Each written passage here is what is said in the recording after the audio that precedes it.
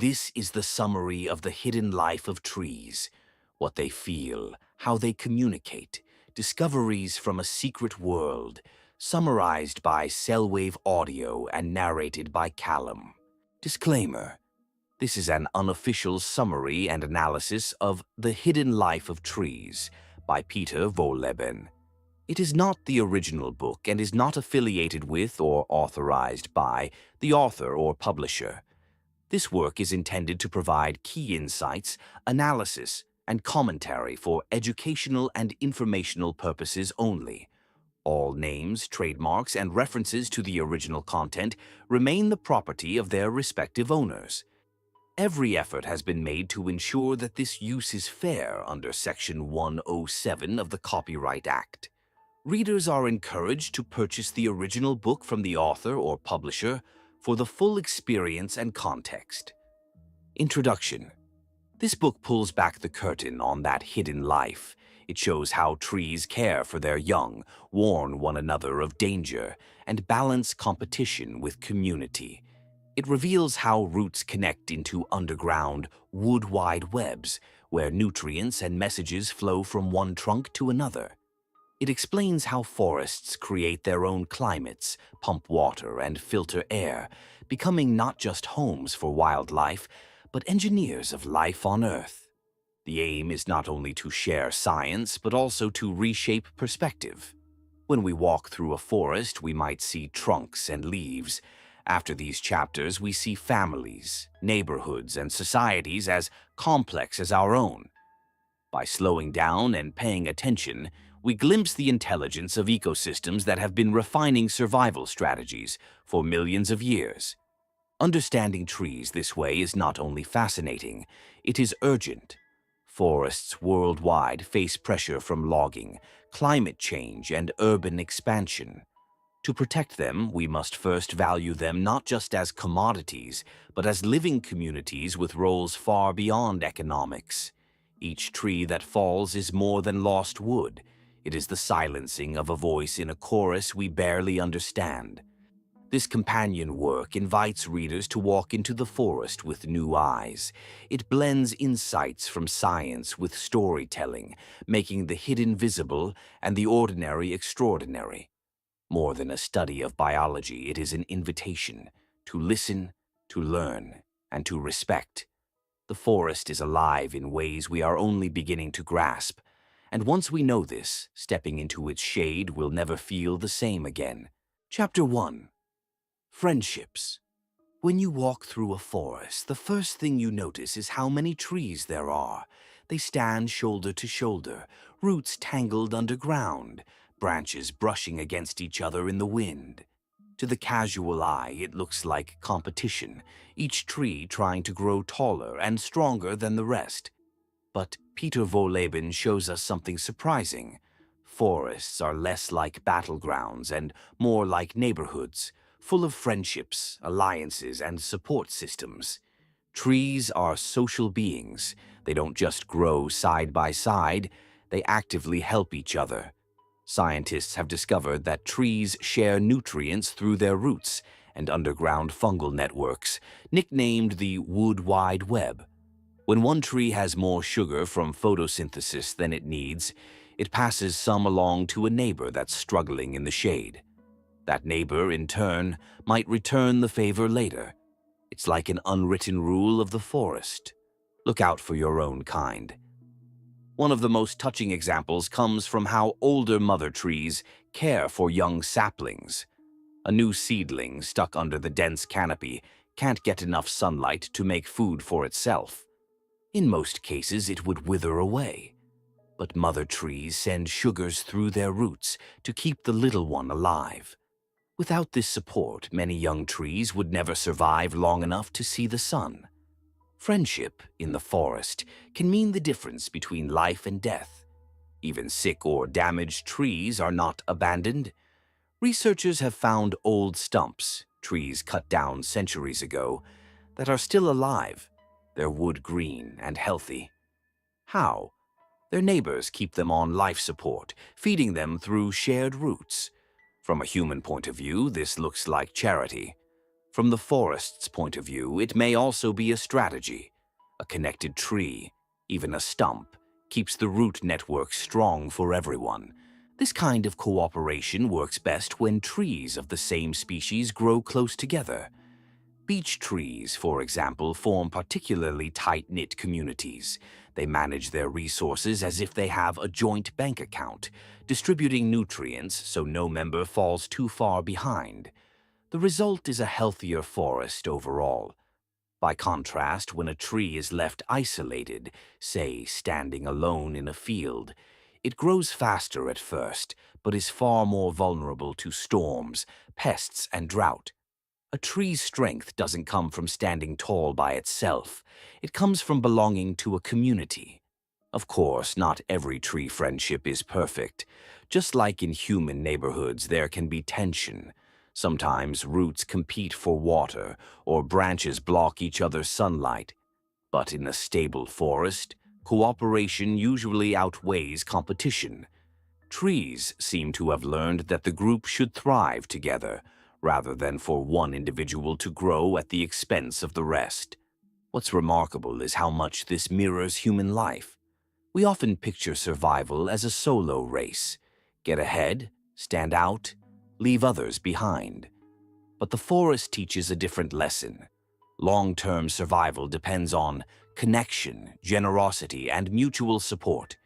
Trees live for hundreds of years, and in that time they seem to understand that helping your neighbor today may save your own life tomorrow. Next time you step into a forest, look again. Beneath the bark and branches is a quiet network of friendships, pulsing with life. Every tree you see is plugged into a community, whispering, sharing, and lending a hand, or rather a root, when it's needed. Chapter 2. The Language of Trees. If you thought language was only for humans, the forest has a surprise for you. Trees, too, communicate. Not with words, of course, but with scents, signals, and even underground messages. Their language may be slow and silent, but it's powerful enough to protect entire communities. Take the acacia tree in Africa. When a giraffe starts nibbling on its leaves, the tree quickly releases bitter chemicals that make the leaves taste unpleasant. But that's not the end of the story. At the same time, the tree emits a warning gas, ethylene, into the air. Neighboring acacias smell this signal and immediately begin pumping their own leaves full of bitter toxins. By the time the giraffe moves on, the buffet is spoiled. In other words, trees don't just defend themselves, they alert their neighbors too. This airborne language is just one channel. Trees also send electrical impulses, much like tiny nervous systems. When a branch is wounded, signals shoot through the tree at a slow pace, only a fraction of an inch per second, triggering defensive responses. It's not as fast as animal nerves, but it gets the job done. And then there's the underground network, which may be the most sophisticated system of all. Through their roots, trees connect with fungi in the soil. These fungi act like telephone wires, linking trees into a vast communications grid. Scientists call it the mycorrhizal network, but many prefer the nickname Wood Wide Web. Through this fungal internet, trees send nutrients, but also information, warnings about drought, insect attacks, or other dangers. Imagine a young tree struggling in the shade. The network allows it to say it needs help, and nearby trees, especially older ones, can respond by sharing sugars and minerals. In other cases, if a pest starts spreading, a tree under attack can alert its neighbors, giving them time to prepare chemical defenses before the invader arrives. The language of trees is also surprisingly specific. Just as human words carry shades of meaning, tree signals differ depending on the threat. A chemical warning about insects is not the same as one about drought. Each message triggers the right kind of response. Of course, this language is slow. Messages can take minutes, hours, or even days to spread. But in the timescale of trees, where a year is just another tick on the clock, that speed is fast enough. There's another interesting twist. Some trees don't just talk to their own species, they communicate across species. A beech might send warnings that a spruce or oak can pick up. This crosstalk makes forests more resilient, as information doesn't stay trapped in one group, but circulates widely. If this all sounds a little too human, like trees gossiping about danger, that's partly the point. Communication is not an invention of people. It's a universal strategy of life. The forest shows that you don't need words to have language. Signals, scents, and shared chemistry can also carry meaning. For us, this challenges how we think about intelligence. A tree cannot walk away from trouble, but it can prepare itself and warn others. Its survival depends not on speed or strength, but on awareness and cooperation. Communication makes that possible. So the next time you see a forest, remember, there's a conversation going on all around you. It's not loud, you won't hear it with your ears. But if you could tune into the language of trees, you'd realize that every leaf, root, and branch is part of a living dialogue, a slow, steady whisper that has been keeping forests alive for millions of years. Chapter 3. Social Security. Forests have their own version of social security. Just as human societies create systems to protect the weak and vulnerable, trees also support one another, so no member is left behind. Wohlleben explains that in a healthy forest, trees are not solitary individuals competing for resources. Instead, they form tight-knit communities, bound together by cooperation. The guiding principle seems to be, if you're strong today, help your neighbor. Tomorrow, you might need their help. One way this social safety net works is through the underground fungal network, the wood wide web. Strong, mature trees share sugars and nutrients with weaker ones. A tree struggling in the shade, where photosynthesis is limited, might receive a steady stream of energy-rich carbon compounds from its neighbors. This keeps it alive until one day, when a gap opens in the canopy and it can grow on its own. Without this support, young trees would die quickly, and the forest would be less diverse and less resilient. By keeping everyone alive, even the weak, the forest ensures long-term stability. It's not about short-term survival, but about maintaining balance across centuries. Scientists have discovered remarkable cases of this generosity. In some forests, mother trees, the oldest and largest individuals, feed not only their own offspring but also unrelated young trees. They don't seem to discriminate. The forest acts like a family, where resources circulate to wherever they're needed. This social system is not just about kindness, it's also practical. If one tree hoarded resources while others starved, the forest as a whole would suffer. Weaker trees would rot or fall, creating gaps that invite invasive species or storms to wreak havoc. By helping one another, trees collectively create a stronger, more stable ecosystem. A dramatic example of this social security is found in living stumps. Sometimes, when a tree is cut down or loses its trunk, the stump continues to live for decades. This is only possible because neighboring trees keep it alive, sending sugars and water through their roots. These stumps can no longer contribute leaves or photosynthesis, yet the forest doesn't abandon them. They remain part of the community, perhaps still offering root stability or serving as nutrient storage. From a human perspective, this is astonishing. Why would healthy trees waste energy on a stump that gives nothing back? But from the forest's perspective, survival is collective. Keeping the network intact, even with non-productive members, benefits everyone in the long run. Of course, this social security system only works in natural, undisturbed forests.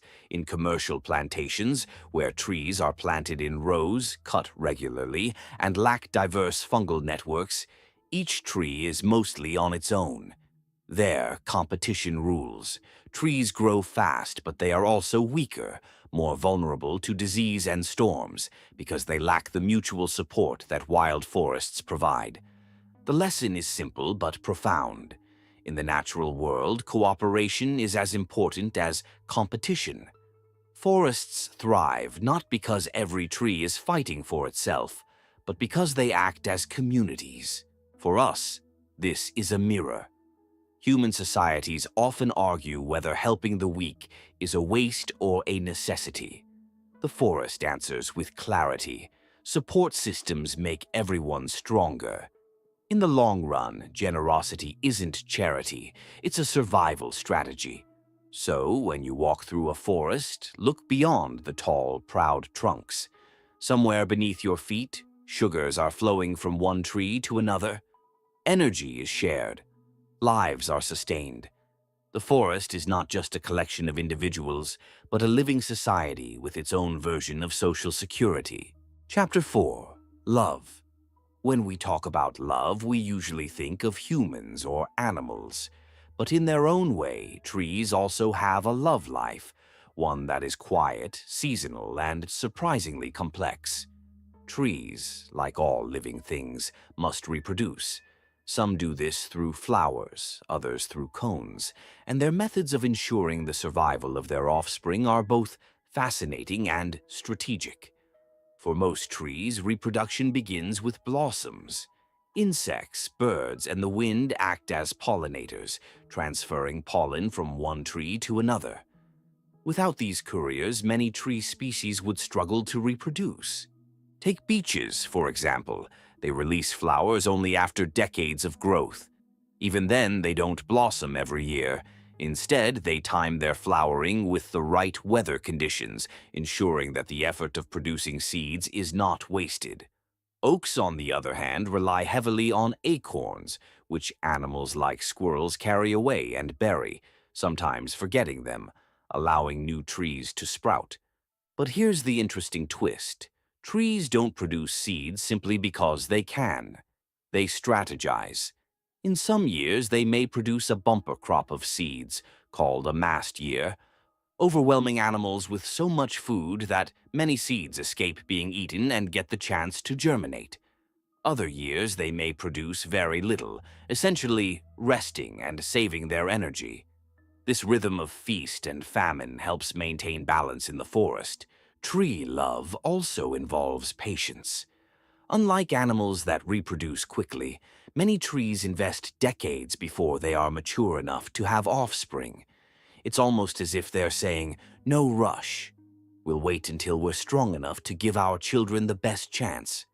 Once they do reproduce, they pour enormous energy into it. A single beech tree can release thousands of nuts, hoping that at least a handful will grow into the next generation. Parent trees also nurture their young. Earlier chapters showed how older trees share sugars through their roots with saplings that are still too small to photosynthesize enough. This parental care ensures that seedlings don't wither in the shade before they even have a chance to reach the light. In a way, it's forest daycare, the elders protecting and feeding the next generation until they're ready to stand on their own. There's also competition in this love story. Not every tree gets the chance to pass on its genes. When multiple species bloom at once, pollinators get to choose which flowers they'll visit more. Likewise, seeds that fall in poor soil or dense shade may never grow. The forest is generous, but it is also selective, allowing only the best adapted offspring to survive. When you look closely, you realize trees approach love with both generosity and calculation.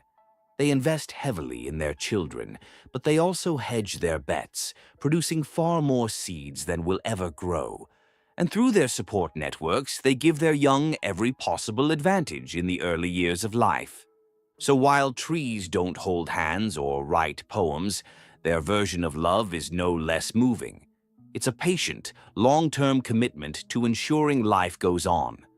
Love in the forest may be silent, but it is steady, enduring, and written into the very rhythms of nature. Chapter 5. The Tree Lottery.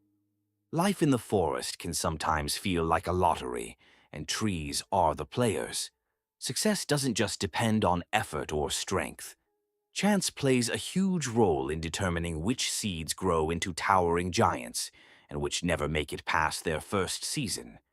Every tree produces thousands, sometimes millions of seeds in its lifetime, but only a handful will ever survive to maturity. The odds are stacked against them. Most seeds fall to the ground only to be eaten by animals, rot in damp soil, or get smothered by leaves and debris. Those that manage to sprout must still compete for light, water, and nutrients, often under the dense canopy of older trees. This struggle for survival is why some trees seem to gamble. Instead of producing seeds every year, many species choose irregular intervals for reproduction. Oaks and beeches, for example, have mast years, when they release enormous amounts of nuts all at once. These years are unpredictable, sometimes arriving after 2 years, sometimes after 5. The point is to flood the forest floor with so much food that predators like deer, mice, and squirrels can't possibly eat it all. With their appetites overwhelmed, plenty of seeds are left untouched to sprout into new trees. But this lottery system doesn't guarantee fairness. Even if seeds survive animals and harsh conditions, their placement determines their fate. A seed that lands in fertile soil with enough sunlight has a chance to thrive, while one that falls on rocky ground or deep shade is doomed, no matter how strong it might have been genetically. It's luck, pure and simple. Despite the randomness, trees still strategize. Many release seeds that can travel long distances. Maples, with their helicopter-like wings, scatter their offspring far and wide, increasing the odds that at least a few land in good soil. Willows and poplars rely on fluffy seeds that float through the air like parachutes. Some even hitch a ride on animals, clinging to fur or being swallowed and later deposited elsewhere with a ready supply of fertilizer. Each tree has its method of playing the lottery, hoping to spread its chances across the widest possible area. The lottery is also about timing. Seeds sprouting too early in spring risk being killed by late frosts, while those germinating too late may not grow strong enough before winter arrives.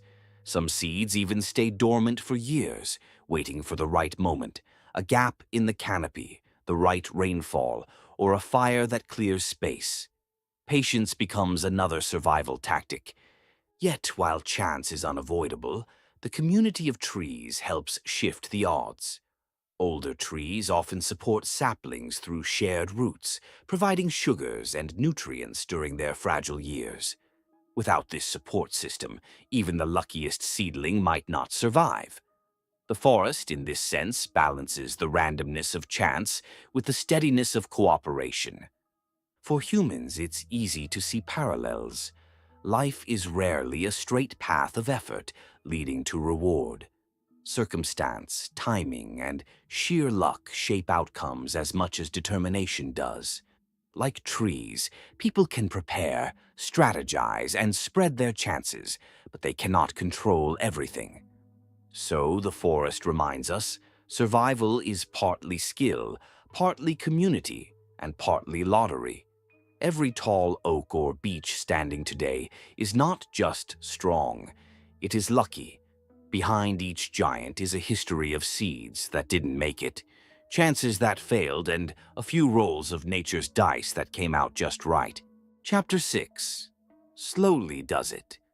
If you want to understand trees, you need to adjust your sense of time.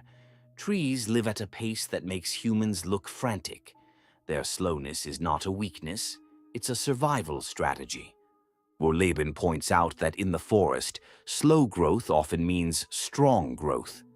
A tree that shoots up too quickly, chasing sunlight and height, risks developing weak wood and shallow roots. This leaves it vulnerable to storms, droughts, and pests.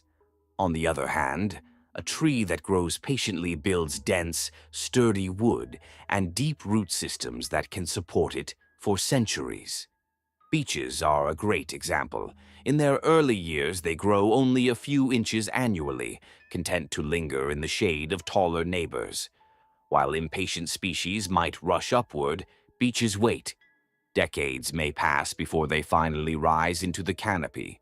But when they do, their slow, steady start pays off. They're healthier, longer-lived, and more resilient. The forest also enforces this slow rhythm. Mature trees regulate the growth of saplings by limiting how much light reaches the forest floor. Only tiny amounts of sunlight trickle down through the thick canopy. Young trees must bide their time, surviving on minimal energy until, one day, a gap opens up. When an older tree falls, the patient sapling finally has its chance to surge upward. But without that patience, it would never survive long enough to seize the opportunity. Commercial forestry often ignores this wisdom. Plantation trees are encouraged to grow quickly, with full sun exposure and fertilization. The result? Wood that looks fine but is less durable, prone to splitting, rotting, and breaking under stress. In contrast, slow-grown forest wood is dense, stable, and built to last. Slowness also shapes how trees interact with one another. Because their lives stretch across centuries, trees don't make decisions based on short-term gain. They form long-term strategies, investing in root systems, sharing nutrients with neighbors, and building resilience that may not show immediate rewards, but ensures survival over generations. For us, this chapter carries a clear message. In human society, speed is often equated with success. Fast careers, fast results, fast technology. But the forest shows that slowness has its own wisdom. Taking time to build strong foundations, to grow steadily instead of recklessly, can lead to greater endurance and stability in the long run. Next time you walk among trees, notice their stillness. It isn't laziness, it's careful, deliberate living. Every inch of growth is earned, every root and branch shaped by patience, and in that slowness lies their strength. Chapter 7. Forest Etiquette. Life in the forest is not a free-for-all. Just like human societies have unspoken rules about respect and boundaries, trees follow their own code of conduct, a kind of etiquette that keeps the community functioning smoothly. One key rule is about space. Trees know not to crowd each other's branches too aggressively. While they still compete for sunlight, many species stop extending their branches once they reach their neighbors. You can see this in the crown shapes of mature beeches or oaks. The branches grow outward until they meet, then respectfully halt, leaving behind a neat line of division in the canopy. Scientists call this phenomenon crown shyness. It's as if trees are bowing politely. This is your space and this is mine. This etiquette has real benefits. By keeping a respectful distance, trees reduce the risk of branches rubbing together, which can cause wounds and invite disease or fungus. It also ensures that sunlight is shared more evenly, preventing weaker trees from being completely smothered. Etiquette also applies underground. Roots are careful not to invade neighbors too aggressively. Instead, many trees interweave their root systems, creating connections that allow them to share nutrients and water. This cooperative balance is very different from what happens in plantations, where trees often behave like strangers, competing rather than coexisting. Still, etiquette doesn't mean total peace. Trees do compete for light, water, and nutrients, but even competition follows certain rules. In natural forests, strong individuals restrain themselves enough to keep weaker trees alive, because the health of the whole forest depends on diversity. If the strong wiped out the weak, the ecosystem would collapse. Interestingly, trees also seem to recognize their own species and follow etiquette differently depending on who they're interacting with. Beech trees, for instance, are more generous with other beeches, while competition becomes sharper when they grow near unrelated species.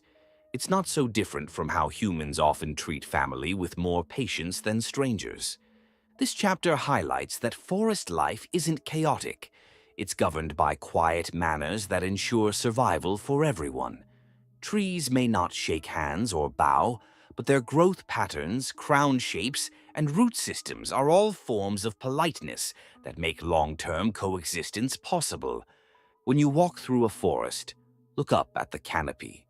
Notice the gaps where branches don't quite touch. That's etiquette in action, a gentle reminder that even in nature, respect for boundaries sustains peace. Chapter 8. Tree School. Forests are not just places of growth, they are classrooms. In this chapter, Wohlleben describes how young trees go through a kind of schooling under the watchful canopy of their elders. The lessons are simple but vital. Grow slowly, conserve energy, and learn patience. When a seedling first sprouts, it doesn't get much sunlight. Tall, mature trees cast deep shade across the forest floor.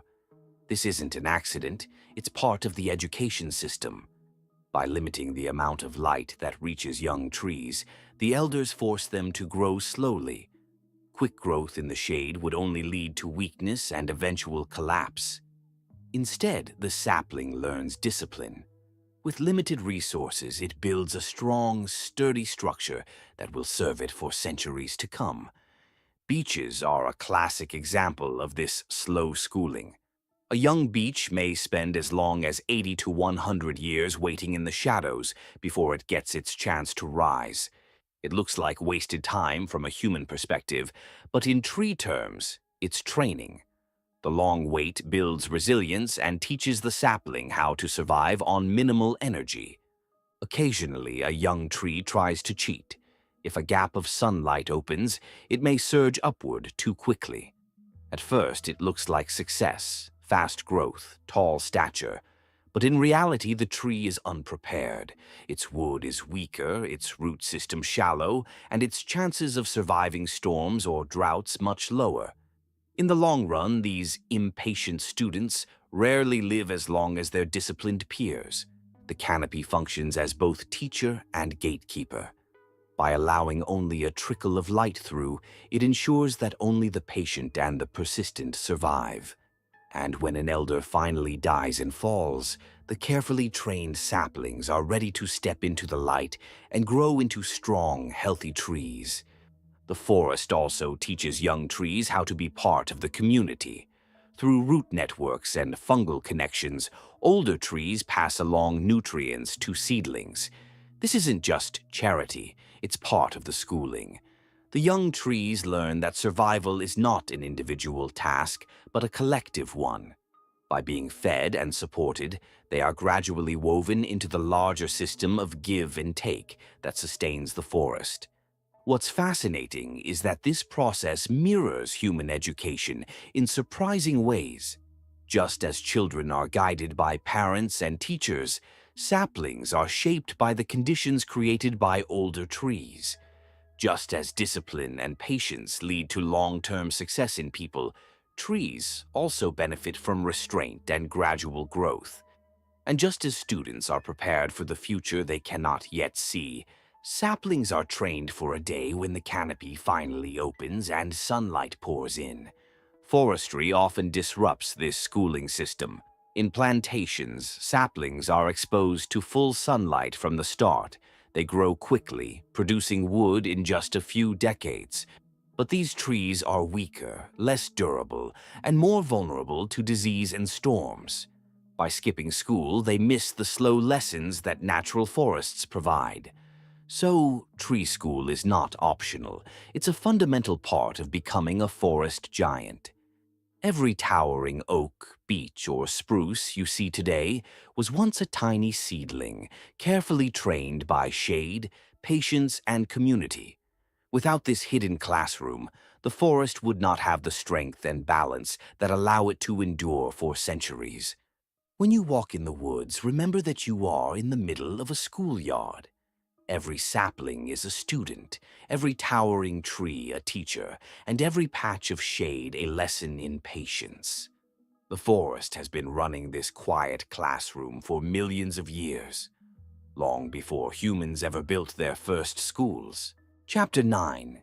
United, we stand. Divided, we fall. In the forest, survival isn't about being the biggest or strongest individual. It's about standing together. Wohlleben emphasizes that trees thrive when they act as a community, and they falter when forced into isolation. One of the clearest examples of this unity is how trees share resources underground. Through their interconnected root systems and fungal networks, they create a common pool of water and nutrients. A tree suffering from drought can receive help from neighbors, while one rich in sugars can pass some along to others. This collective approach ensures that the forest as a whole remains stable, even if individual members are struggling. When trees are cut off from this support network, the difference is stark. In plantations or solitary plantings, trees are left to fend for themselves. They may grow quickly at first, but without the backup of a community, they are more vulnerable to storms, pests, and disease. In natural forests, on the other hand, cooperation builds resilience. A storm may bring down a few trees, but the majority will endure because they are reinforced by one another. Wind is a good example. Trees standing alone in fields or parks are far more likely to be uprooted by strong gusts. Their roots have no neighboring systems to interlock with, no protective buffer of surrounding trunks to break the wind's force. By contrast, in a forest, trees grow tall and straight together, supporting one another like soldiers in formation. Their roots weave into a single underground mesh, making it nearly impossible for the wind to topple them. This solidarity is not accidental. It has evolved over millions of years because cooperation ensures the survival of all. A forest made of individuals working against each other would collapse quickly. By moderating their growth and sharing resources, trees maintain balance. Even the strongest tree benefits, because without weaker companions to fill the spaces, the ecosystem would lose stability. But what happens when this system is disrupted? Wohlleben points out that logging, monoculture plantations, and urban development often sever these cooperative ties. A tree transplanted to a city street may look impressive, but it is cut off from the underground web. Without the support of its forest community, it becomes weaker, often living only a fraction of the lifespan it would enjoy in the wild. This chapter makes it clear that forests succeed not by fostering individual champions, but by weaving together communities. The message is simple. Together, trees can endure almost anything. Alone, they falter. For humans, the lesson is strikingly familiar. Societies, like forests, depend on unity. When individuals hoard resources or cut themselves off, the community weakens. But when people share, cooperate, and look after the vulnerable, the group grows stronger and more resilient. The forest's quiet solidarity reminds us that independence is not always strength. Sometimes true strength comes from connection, from recognizing that survival is a shared endeavor. So, the next time you walk beneath a canopy, notice how closely the trees stand. Notice how their roots likely intertwine beneath your feet.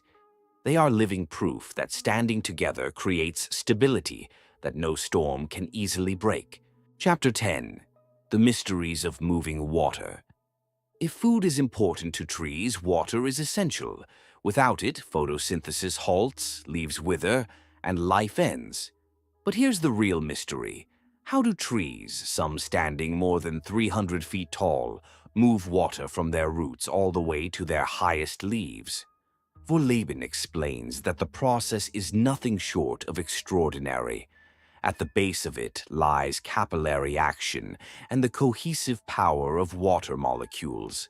Water molecules stick to one another, cohesion, and to the walls of narrow vessels inside the tree, adhesion. This creates a continuous column of water stretching from roots to leaves.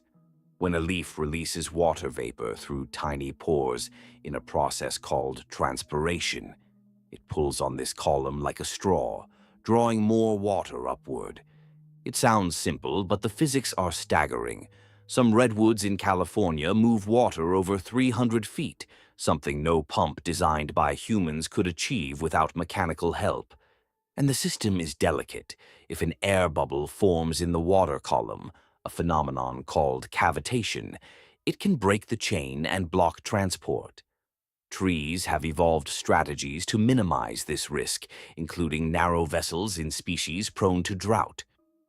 Roots are equally important in this system. They don't just passively absorb water, they actively explore soil, sending out fine root hairs that cover vast areas in search of moisture. In fact, the combined surface area of a tree's root hairs can be equivalent to several football fields. This allows them to soak up every available drop. But here's where the forest community comes in again. Through the underground fungal network, trees can share water. In times of drought, stronger trees may pass water to weaker ones. This ensures that not just a few individuals survive, but that the entire forest community endures. Trees in isolation, by contrast, are far more vulnerable to dry spells because they have no partners to lean on. What's also fascinating is how trees regulate water use. On hot, dry days, they close their leaf pores, stomata, to reduce loss, even though this slows photosynthesis. It's a delicate balancing act between eating and drinking. Too much water loss, and the tree risks drying out. Too little, and it can't produce enough food to grow. Forests handle this tension together. Trees reduce water use collectively, lowering overall transpiration so the underground reservoir lasts longer. Humans often disrupt this ancient balance. Logging, road building, and draining wetlands alter water cycles, leaving trees more exposed to drought.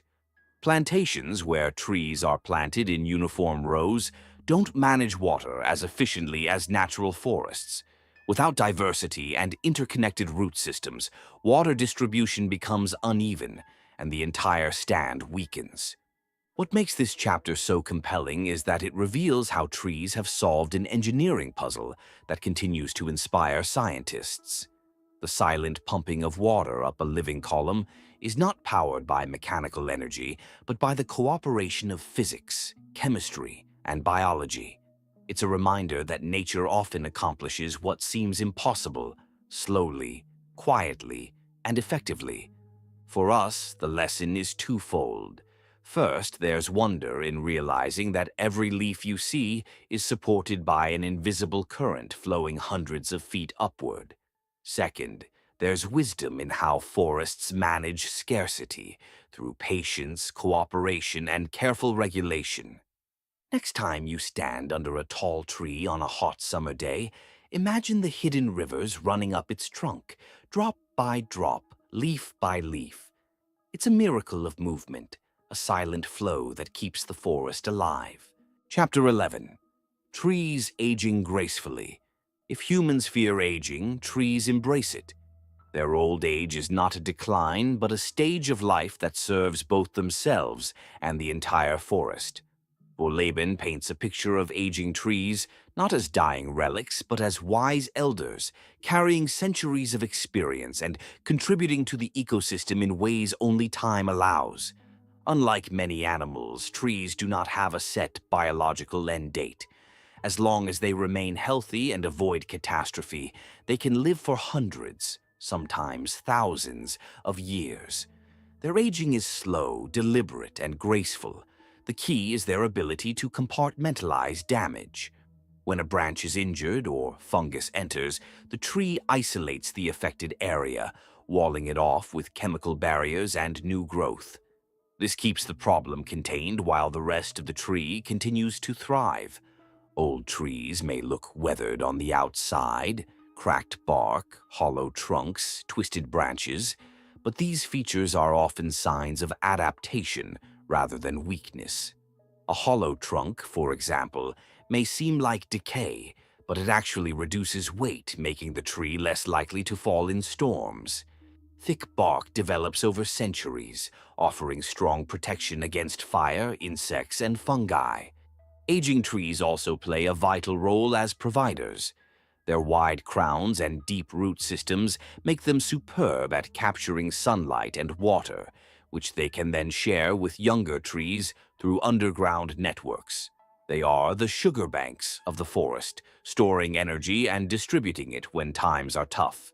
Without elders, the forest would lose much of its stability and resilience. But trees don't just give during old age, they also teach. By regulating their seed production, older trees help control forest populations. They don't release bumper crops every year because that would overwhelm the environment and doom many seedlings to failure. Instead, they pace reproduction, ensuring their offspring have a real chance to survive. Perhaps most fascinating is how trees defy our usual ideas of death. Even when an ancient tree finally loses its trunk or canopy, its root system often remains alive. Neighboring trees continue to feed these living stumps, sometimes for centuries. To us, it looks like life being unnaturally prolonged, but in the forest's logic, it's continuity, a way of keeping the elder's presence in the network for as long as possible. Of course, old age does bring challenges. Trees slow down. Growth rings become narrower, indicating that resources are being conserved. Branches may die back and the crown thins. Yet, this is not failure but wisdom, the tree deliberately lightening its load to extend life.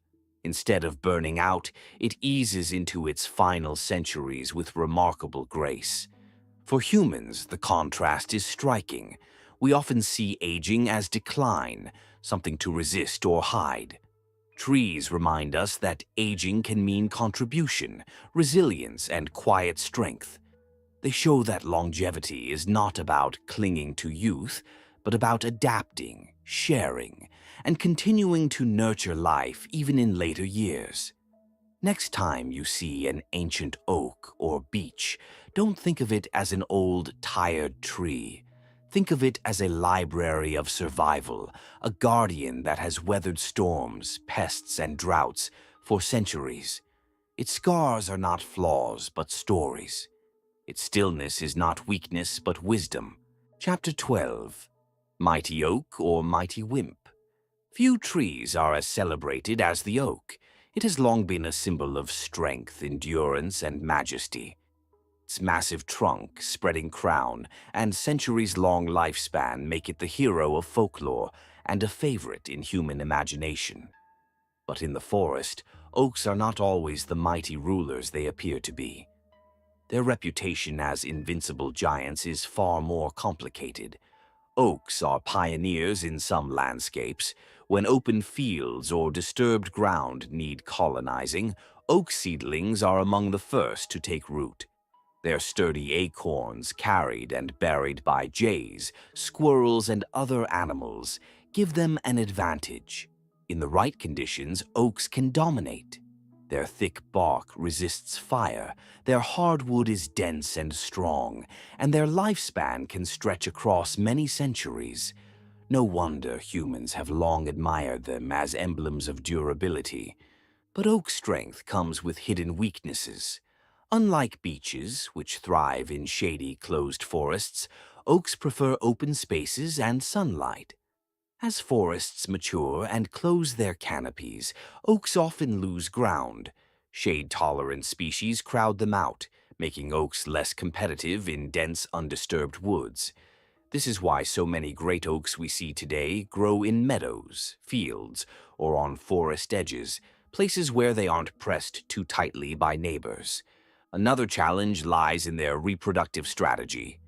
Oaks rely heavily on animals to spread their acorns. Jays, mice, and squirrels play a huge role in oak survival, burying seeds in places where they can sprout. Without these helpers, oaks would have far fewer chances of establishing new generations. In this sense, their success is not entirely their own doing, but part of a larger partnership with wildlife. Oaks are also vulnerable to modern threats. Their hardwood is prized by humans, leading to heavy logging over centuries. Diseases like oak wilt and pests like the gypsy moth have also weakened populations in many regions. Climate change adds further stress, as shifting rainfall patterns and rising temperatures alter the environments where oaks once thrived. The mighty oak, it turns out, is not invulnerable at all. This duality, strength and fragility, makes oaks fascinating. They are giants with impressive defenses, but their survival is tied to cooperation, timing, and the right environment. In a way, they are less like lone warriors and more like charismatic leaders who need allies to succeed. For humans, the oak story is humbling. We often admire surface toughness, assuming it guarantees lasting power. But true resilience is more nuanced. The oak reminds us that strength can depend on context, and even the most admired giants need support systems to endure. So, is the oak a mighty ruler of the forest, or just a wimp surviving on borrowed luck? The answer is both. It is mighty when conditions favor it, when open spaces and animal partners give it room to shine. It is fragile when crowded, logged, or isolated. Its grandeur is real, but it is not absolute. Next time you stand under an oak, admire its strength, but also recognize its vulnerability.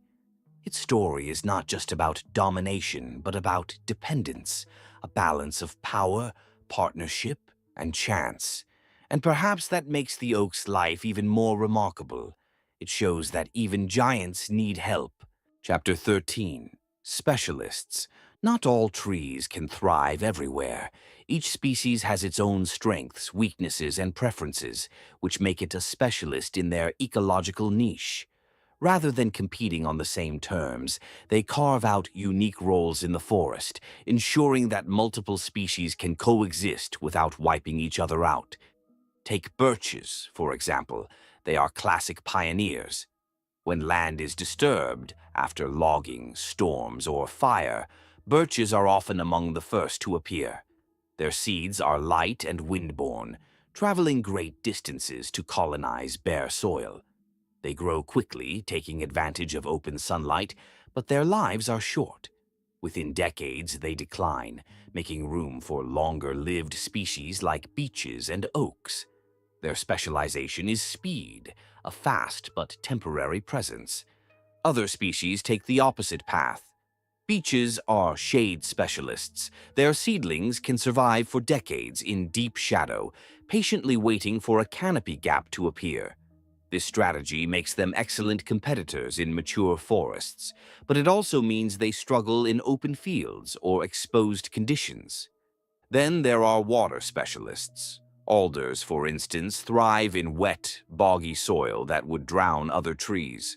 Their roots even host bacteria that fix nitrogen, enriching the soil and helping other plants flourish.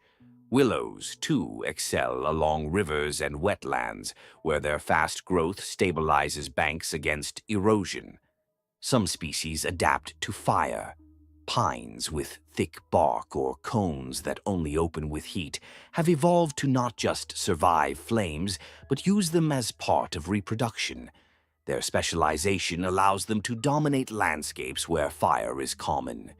These strategies show that trees are not generalists trying to master everything. Instead, they are focused experts, optimized for certain conditions. But this specialization comes at a cost. When environments change rapidly due to climate shifts, logging, or invasive species, specialists can falter. A beech tree that thrives in a cool, moist forest may struggle in a hotter, drier climate. A pine adapted to fire cycles may decline if fires are suppressed. Their success is powerful but narrow. This diversity of specialists is what gives forests resilience. If every tree tried to grow fast in sunlight, only a few would survive, and the system would collapse. By occupying different niches, shade, wetlands, open ground, fire zones, trees spread risk and ensure that life continues across varied conditions. For humans, there's a parallel here. Societies often value generalists, people who can handle a bit of everything. But specialists, whether they're scientists, farmers, or craftsmen, also play irreplaceable roles.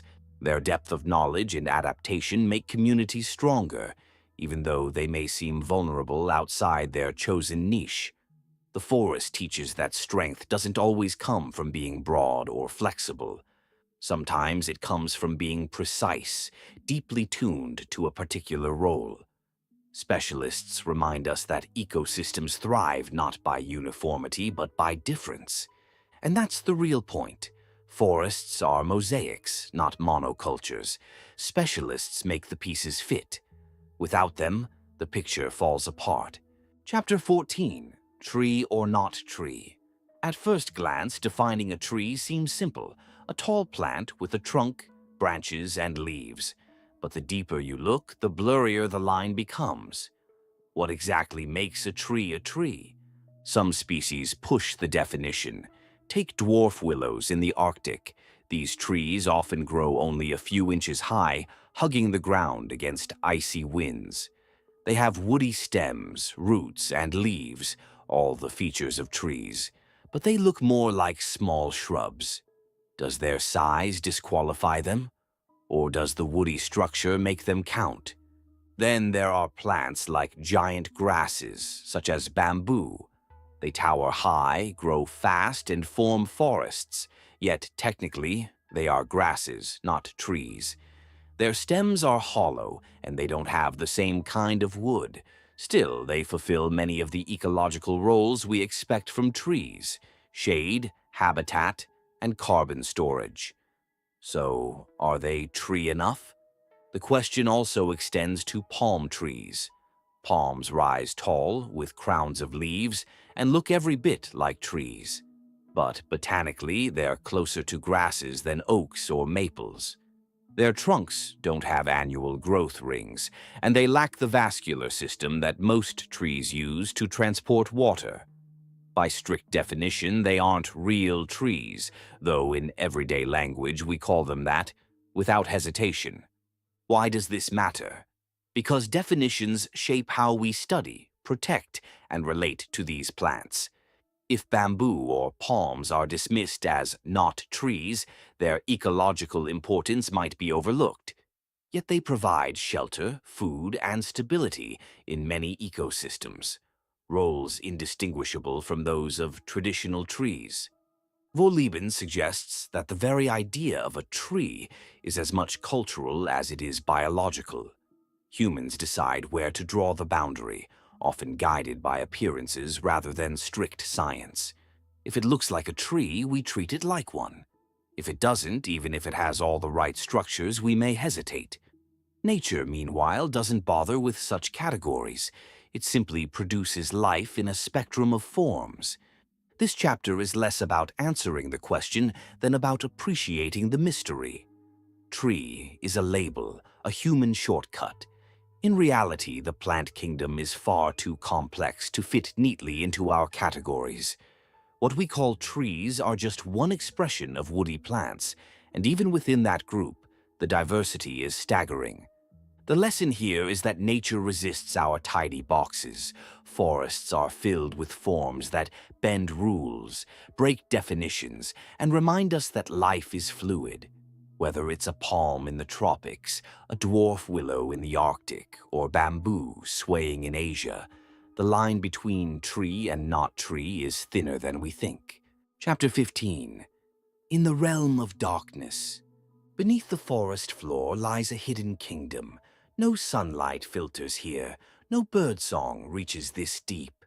The world below is ruled by roots and threads of fungi, stretching endlessly through the soil like veins of a living body. To walk in the forest and not think of this underground is to miss half the story. Roots are the first explorers.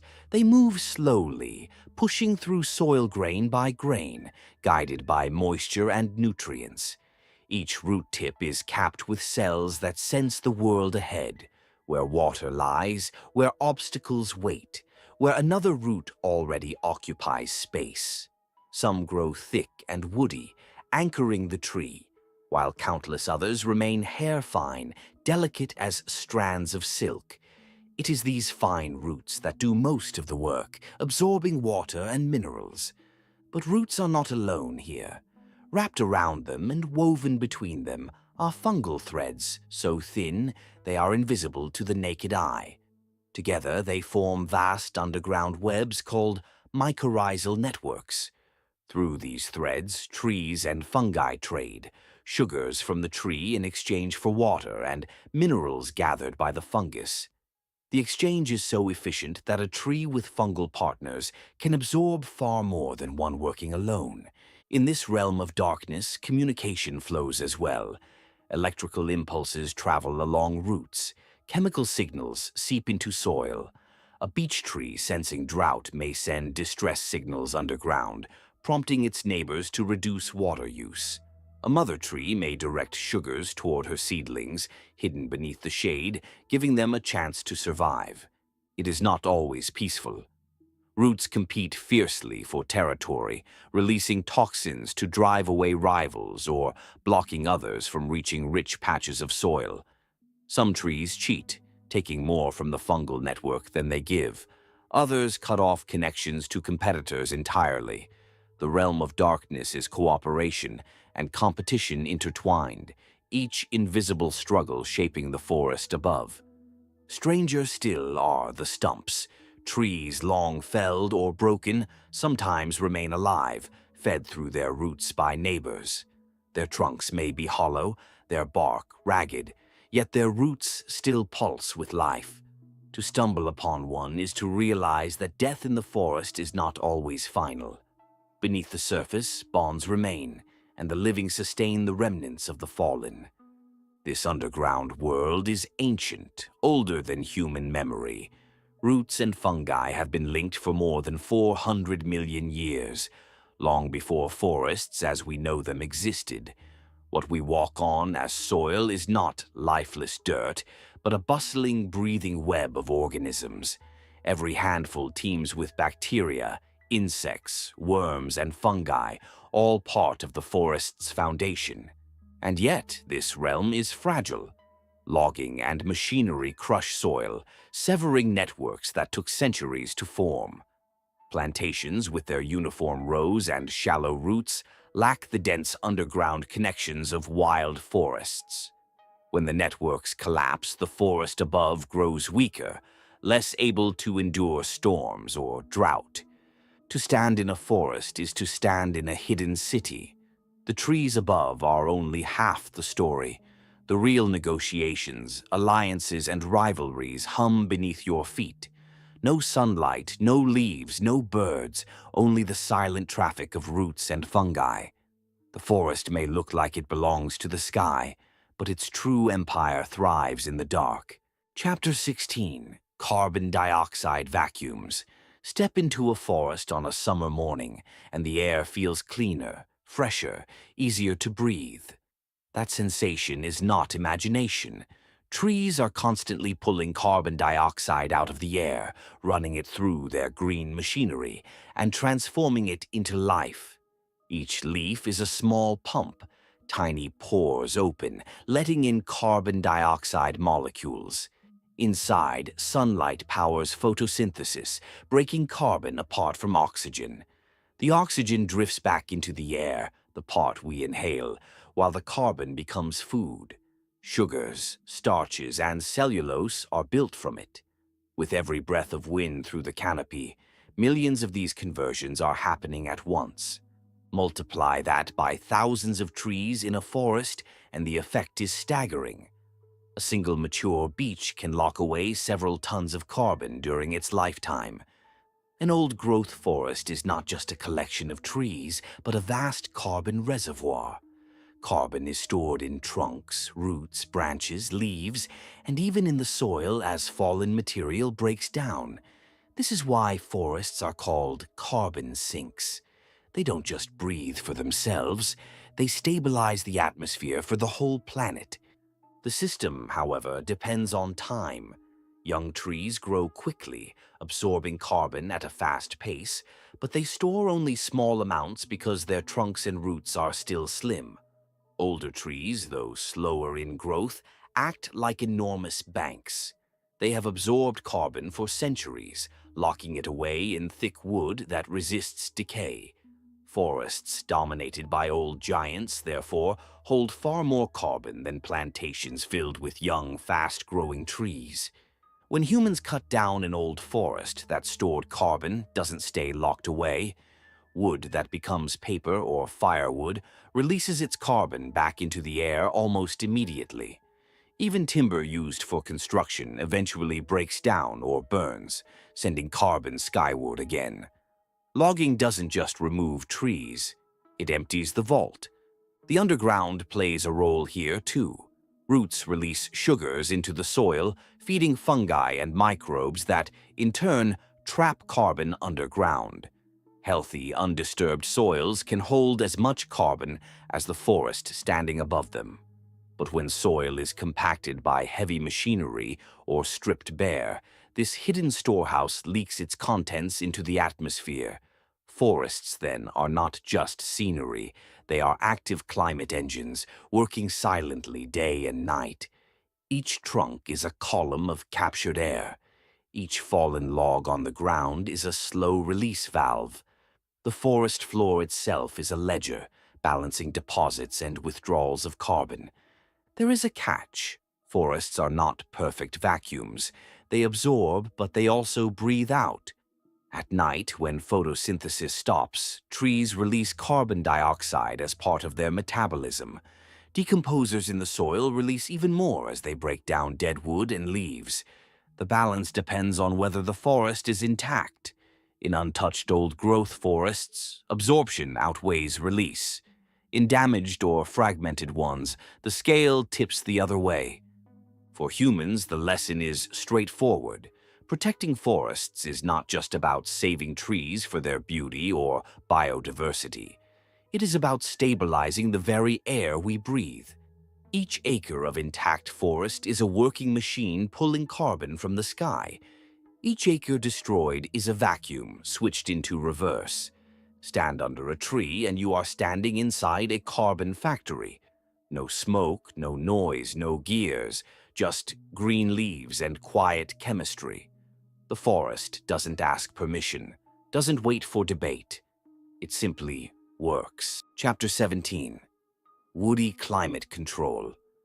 Walk into a forest on a hot summer afternoon, and the difference hits immediately. Outside, the sun blazes, the air shimmers, and heat presses down. Inside, beneath the canopy, the temperature drops. The forest feels like a natural cathedral, cool and damp, with air that seems to move more slowly. This is woody climate control at work. Trees regulate their surroundings in ways far beyond shade. Each leaf is a miniature air conditioner. As water evaporates through the pores on its surface, heat is carried away. Multiply this by millions of leaves in a single forest, and the cooling effect becomes enormous. The process is subtle, but measurable. A mature forest can be several degrees cooler than nearby open land. The cooling power doesn't stop at temperature. Forests influence humidity too. By releasing water vapor, they moisten the air, encouraging clouds to form. In many regions, this means forests actually help generate their own rainfall. Moisture released by trees rises, condenses, and falls back again as showers. The cycle feeds itself, sustaining both the forest and the climate beyond it. This system has ripple effects on a continental scale. Vast stretches of the Amazon, for example, recycle water 5 or 6 times before it finally drifts out to sea. The same pattern plays out in temperate forests, where the steady release of vapor creates stable weather systems. Remove the trees, and the cycle breaks. Rain falls less often, soils dry, and the land warms. Forests also act as windbreaks. Their trunks slow moving air, their canopies redirect currents, and their sheer bulk reshapes local weather. Even farmland near forest edges benefits, with less soil erosion and more stable growing conditions. In places where trees are cleared, the opposite occurs. Hot winds strip soil, drought intensifies, and storms hit harder. It is not only living trees that contribute. Fallen logs, decaying branches, and the thick carpet of leaves on the ground insulate soil from extreme heat and cold. This protective blanket keeps temperatures stable underground, allowing roots, fungi, and insects to thrive regardless of surface conditions. The forest doesn't just control climate above, it regulates it below as well. Chapter 18: The Forest as Water Pump. Forests are not only coolers of air, they are also pumps of water. Every day, countless gallons rise silently from the ground, pulled upward through roots and released into the sky. Without this constant pumping, rainfall patterns would collapse, rivers would shrink, and entire landscapes would dry out. The process begins underground. Roots search deep and wide, drawing water from soil and aquifers.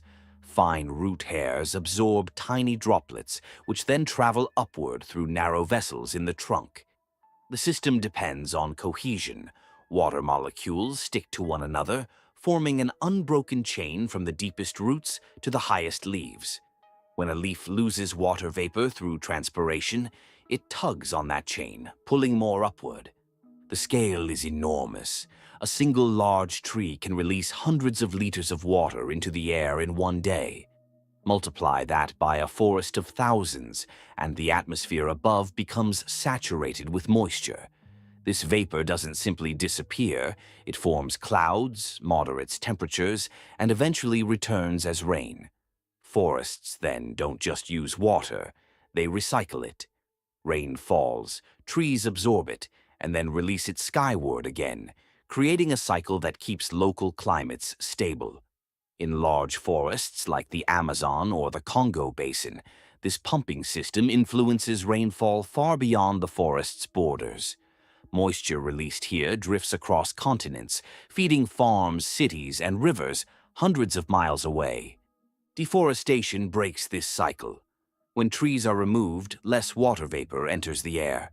Skies are clear, clouds form less often, and rainfall declines. The land dries, soils erode, and rivers shrink. In extreme cases, the change is permanent. Once a forest's pumping system is dismantled, it may never fully restart, even if trees return.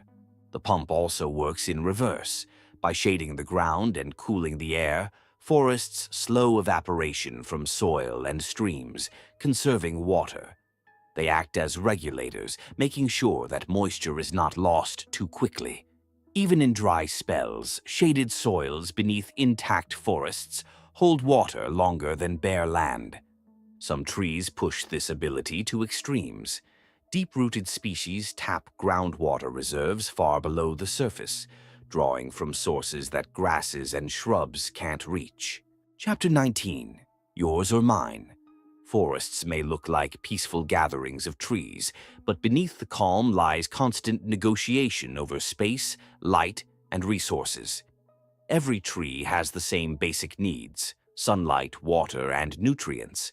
The question is how much each one can claim, and how far they are willing to go to keep it. Roots are the first line of defense. Underground, they spread wide, mapping the soil like explorers drawing boundaries. When roots from different trees meet, the encounter can go one of two ways. Some recognize kin and intertwine, even sharing water and sugars through their connections. Others draw hard lines, releasing chemical signals to push competitors back. To an outsider, the forest floor looks silent. In reality, it is a battlefield of invisible borders. Above ground, branches compete just as fiercely. Many species grow crowns that stretch outward until they meet their neighbors, and then stop. Like hands pressed together, the branches form neat boundaries known as crown shyness. This prevents overcrowding, allowing each tree to claim its fair share of light without injuring its neighbors. But not all trees are polite. Some push aggressively into others' space, overshadowing weaker ones until they wither in the gloom. Even within the same species, competition can be intense. Seedlings often sprout in clusters, dropped by the same parent, yet only a few will survive. The strongest push upward toward the light, while others stall in the shade, slowly starving. Sometimes, though, the parent intervenes, sending sugars underground to support the weakest, keeping them alive far longer than they would manage alone. In this way, the line between yours and mine is blurred. The balance of ownership depends heavily on context. In natural forests, long-standing networks encourage cooperation. Neighbors recognize one another and resources flow more freely. In plantations, by contrast, the sense of kinship is absent. Trees are strangers, planted close together, and they compete ruthlessly. Without bonds or networks, survival becomes a zero-sum game. This push and pull plays out over decades. One tree may dominate for a century, its crown wide and roots deep. Then a storm comes, toppling the giant, and suddenly the land is up for grabs. Saplings rush upward into the light, roots race into newly available soil, and a new balance emerges. The forest never stops redrawing its map. Ownership in the world of trees is never permanent. It is contested, shared, and renegotiated endlessly. Sometimes generosity prevails, with sugars flowing across roots to sustain the weak. Other times, selfishness dominates, with branches and roots choking out rivals. The rules shift with every season, storm, and generation. The forest is not a place of fixed possession. It is a place where mine can become ours, and ours can collapse back into mine, depending on who holds the advantage. The borders are living, flexible, and constantly redrawn, proof that in nature, territory is always temporary. Chapter 20. Community Housing Projects. A forest is more than trees. Each trunk, branch, and hollow doubles as real estate in a crowded neighborhood where countless species make their homes. Walk through an old-growth forest, and you're not just surrounded by trees. You're inside a sprawling housing project, alive with tenants of every kind. Dead wood is among the most valuable properties. A fallen log may look lifeless, but its interior teems with beetle larvae tunneling through soft fibers, fungi spreading their threads, and mosses blanketing the surface. Woodpeckers hammer into standing dead trees, carving holes that later become apartments for owls, bats, and squirrels. Without rotting wood, entire communities would have nowhere to live. Living trees, too, are full of life. Cavities form where branches once broke away, and these hollows become shelters for raccoons, martins, and birds. High branches hold nests woven by songbirds or the bulky constructions of crows. Even the bark itself provides shelter. Crevices house insects, spiders, and lichen.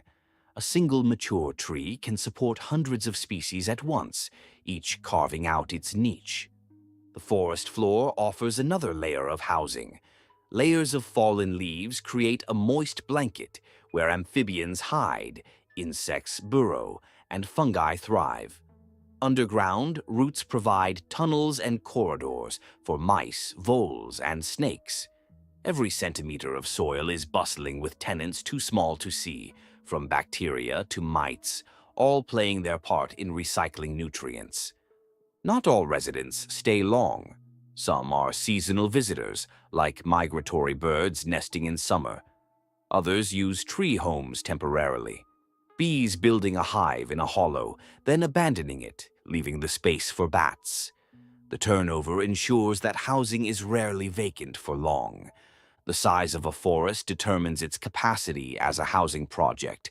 Large, old forests host a staggering variety of residents because they have more niches, more dead wood, more cavities, more microclimates. Plantations, by contrast, are sterile by comparison. Their identical trees and absence of dead wood make poor homes, leaving much of the animal kingdom locked out. The housing projects run on cooperation as well. A woodpecker may carve out a hole only for other species to move in once it leaves. Fungi breaking down wood make space for insects, which in turn provide food for birds. The forest functions like a constantly shifting apartment complex where one tenant's departure becomes another's arrival. Standing in such a forest, it becomes clear that trees are not solitary organisms. They are landlords, caretakers, and neighbors in an immense living structure. Each hollow and crevice is rented out, each fallen log becomes a bustling block, and every layer, canopy, trunk, floor, and soil, hums with activity. A forest is not silent. It is a vertical city stacked from roots to crown, with residents moving in and out, carving niches and building homes. The trees provide the walls, the rest of life fills the rooms. Chapter 21. Motherships of Biodiversity. Old-growth forests are more than clusters of ancient trees. They are living motherships, carrying and sustaining countless forms of life. Every towering trunk, every rotting stump, and every shaded hollow contributes to a web so intricate that no single species could survive alone. The oldest trees are at the heart of this system. Their vast canopies shelter younger trees and create microclimates beneath them. Shade keeps the ground cooler, protects seedlings from harsh sunlight, and slows evaporation. In this controlled environment, mosses, ferns, fungi, and delicate understory plants flourish. The giants act as umbrellas, shielding the fragile and nurturing growth that would never survive in open ground. Roots, too, play a central role. Thick and woody, they link with other trees underground, forming vast networks of mycorrhizal fungi. Through these connections, sugars, minerals, and chemical signals flow, feeding not just kin, but entire communities. The result is a nutrient-sharing system that allows weaker species to persist, enriching biodiversity instead of limiting it. Dead wood is equally vital. A fallen oak is not an end, but the start of dozens of new lives. Insects burrow, fungi fruit, and amphibians find damp refuge in the rotting mass. These creatures, in turn, attract predators, woodpeckers, foxes, owls, each one joining the cycle. What looks like decay is actually the foundation of abundance. Large forests amplify these effects. Their size creates stability, buffering against storms, droughts, and disease. Small patches of woodland might house some species, but it is only in vast, continuous tracts that full ecosystems thrive. Migratory birds, large mammals, and rare fungi all rely on the depth and diversity found only in extensive forests. Contrast this with plantations. Rows of evenly spaced trees lack the variety of homes, foods, and microclimates. Without old giants, fallen logs, or complex networks, the richness disappears. Biodiversity shrinks to a fraction of what a true forest sustains. A plantation may look like a forest from a distance, but up close it is a hollow replica, a ship with no crew. The mothership metaphor becomes clearest when considering resilience. An old-growth forest can endure setbacks because of its sheer variety of life. If one species weakens, others fill the gap. This redundancy, built over centuries, makes the system stable. In contrast, simplified landscapes collapse quickly under stress. Chapter 22. Hibernation. As autumn fades and the air cools, forests begin to change pace. The frantic growth of spring and summer slows, and the trees prepare for rest. Hibernation is not sleep in the human sense, but it is close. A suspension of activity, a conservation of energy to endure the long, cold months ahead. Leaves are the first to signal the shift. In deciduous trees, chlorophyll breaks down, revealing yellows, oranges, and reds. This burst of color is not just a spectacle. It is the forest recycling nutrients from its leaves before letting them fall. When the leaves drop, the trees shed a major source of water loss, sealing themselves off against the dry winter air. Underground, roots continue their quiet work, but at a slower rhythm. Nutrient transport declines, and water uptake is reduced. The fine root hairs that usually drink deeply shrivel in the cold, waiting for spring to return. Thick storage roots hold reserves, like a pantry stocked for winter. Inside the trunks, another transformation takes place. Trees change the composition of the water in their cells, filling it with sugars that act like antifreeze. This prevents ice crystals from forming, which could rupture delicate tissues. The process is invisible from the outside, yet it is life-saving, a hidden adaptation that allows them to withstand deep freezes year after year. The forest floor also shifts. Fallen leaves form a thick blanket that insulates the soil, protecting roots, fungi, and overwintering creatures. Beneath this cover, insects burrow, amphibians tuck themselves into damp crevices, and fungi continue their slow breakdown of organic matter. While the canopy seems bare and lifeless, life persists in muted tones below. Animals adjust their rhythms too, in tune with the trees. Some hibernate fully, curling into dens and burrows. Others migrate, leaving the quiet woods behind until warmth returns. Still others, like deer, stay active, moving through the snow and browsing what little vegetation remains. Their survival depends on the subtle shelter and resources the dormant forest still provides. For evergreen trees, the story is different but parallel. Needles remain, but activity slows dramatically. The waxy coating on their needles protects them from water loss, and their deep green stands out against the snow. They continue photosynthesis in short bursts whenever sunlight and temperature allow, but their pace is deliberate, never wasteful. And so the forest waits. The air is sharp, the canopy open, the ground hushed beneath its frost and leaf litter. Life has not stopped. It has simply withdrawn, conserving itself, moving at the slow beat of winter. In this suspended state, the forest holds its breath, carrying quiet strength until the thaw of spring calls it awake again. Chapter 23. A Sense of Time. Forests live on a clock that rarely matches our own. Where humans measure days, years, and decades, trees stretch their lives across centuries. Their sense of time is slow, deliberate, and bound to rhythms of light, temperature, and season.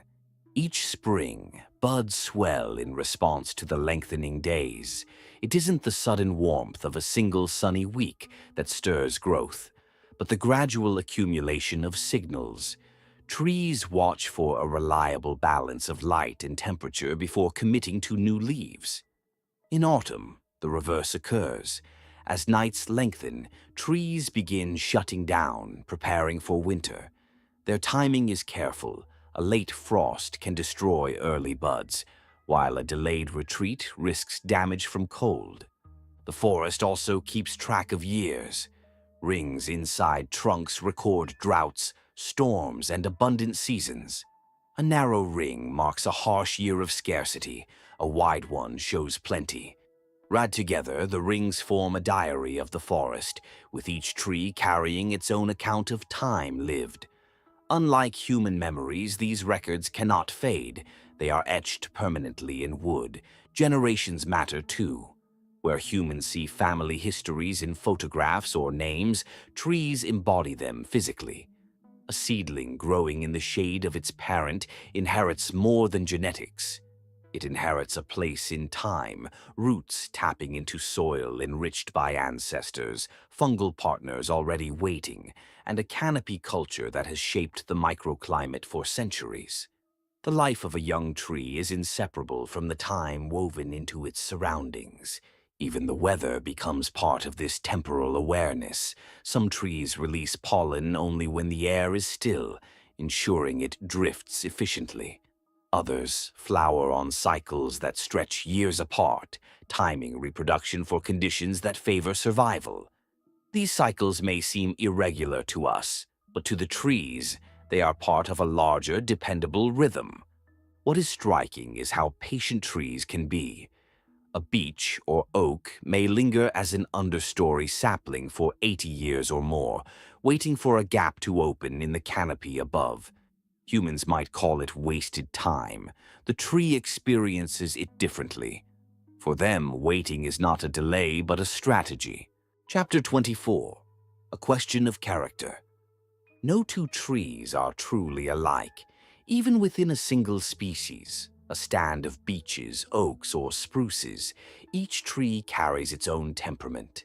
Some grow tall and assertive, racing skyward to claim the best light. Others remain cautious, hugging the shade and advancing more slowly. A forest is not a uniform mass. It is a community of individuals, each with quirks and preferences. These differences reveal themselves in growth patterns. Certain trees stretch aggressively toward gaps in the canopy, pushing branches outward at every chance. Others are content with a smaller crown, conserving energy and focusing on survival. In stressful years, the bold may suffer, while the cautious endure. Character shapes fate just as much as soil and weather. Water use shows personality too. Some trees drink deeply and risk running dry during droughts. Their strategy works well in wet seasons, but when conditions turn harsh, they falter. More conservative neighbors sip carefully, rationing their intake, and often emerge healthier when rains fail. These tendencies persist across decades, showing that individuality in trees is more than chance. It is a trait etched into their being. Even interactions with neighbors carry shades of character. One beech may extend roots generously, fusing with nearby kin to share resources.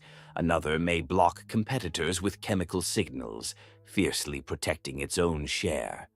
From the outside, the trees look identical, yet underground, their behavior diverges sharply. Character can also shift with age.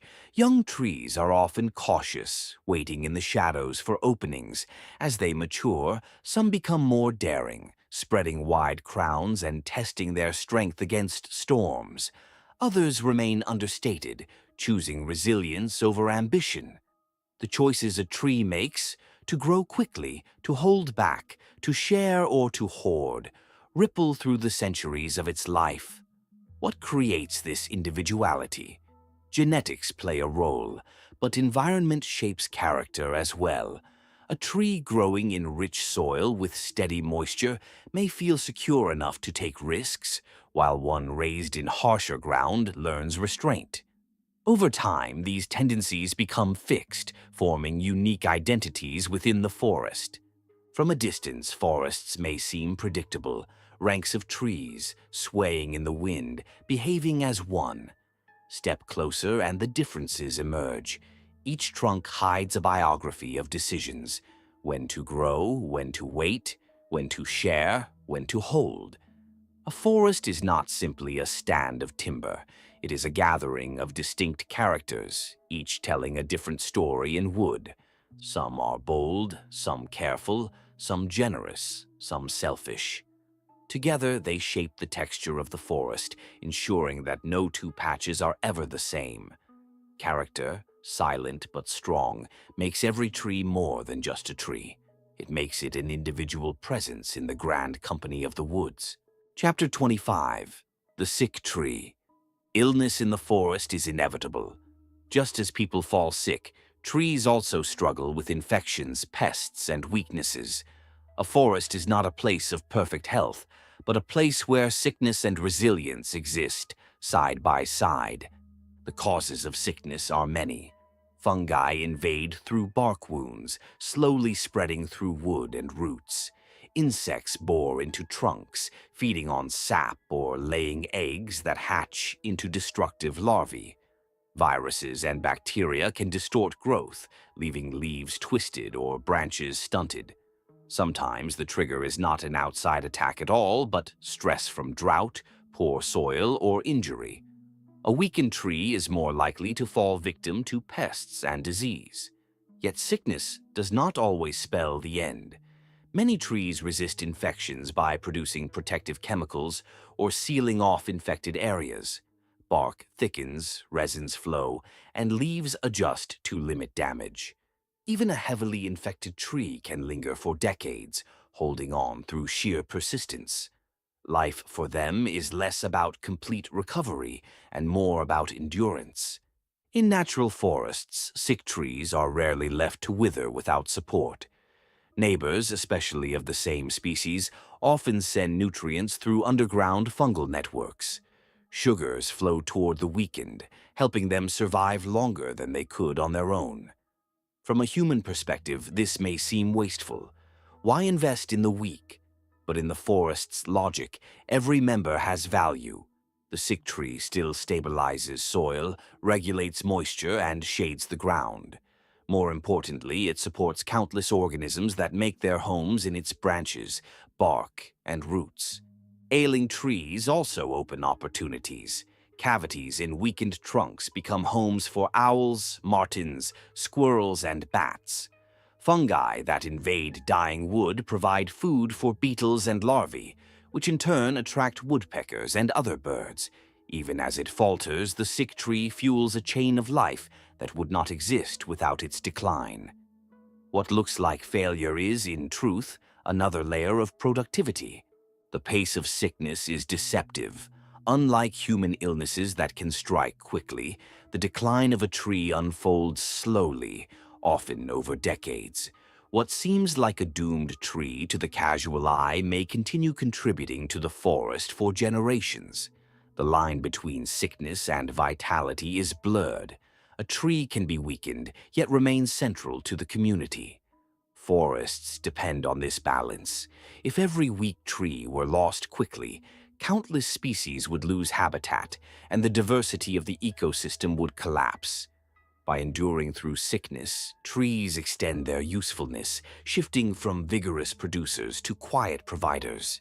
Their role changes, but their value does not vanish.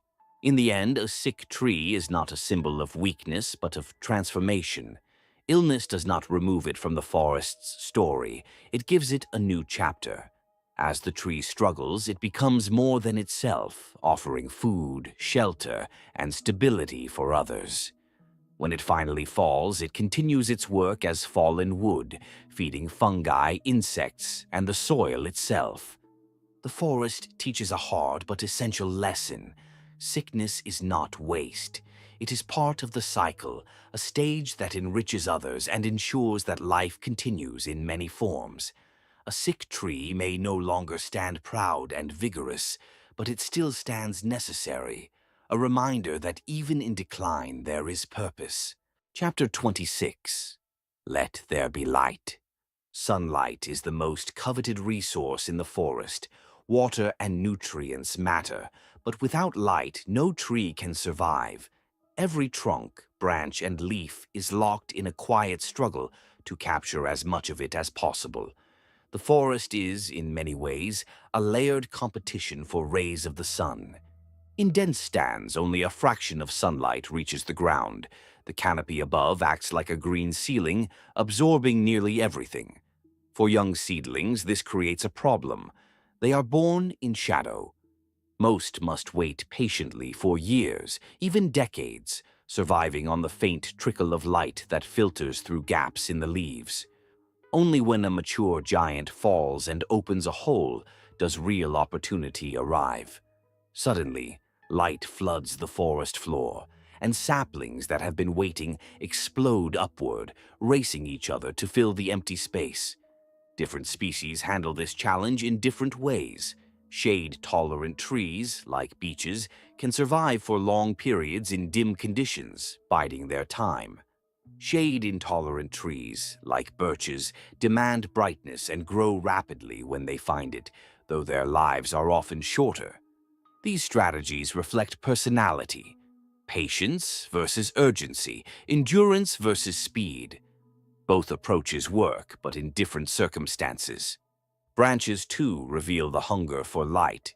Trees constantly adjust, spreading crowns to maximize exposure. Some extend sideways until they touch their neighbors, forming neat lines of separation known as crown shyness.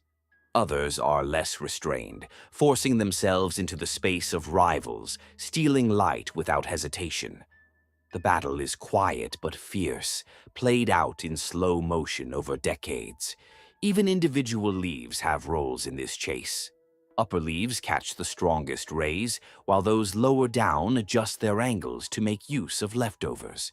Some trees grow larger leaves in the shade to capture more light, while others develop thinner leaves high up, maximizing efficiency in the brightness. Every surface is part of the effort to drink in sunlight. Light also determines the rhythm of the seasons.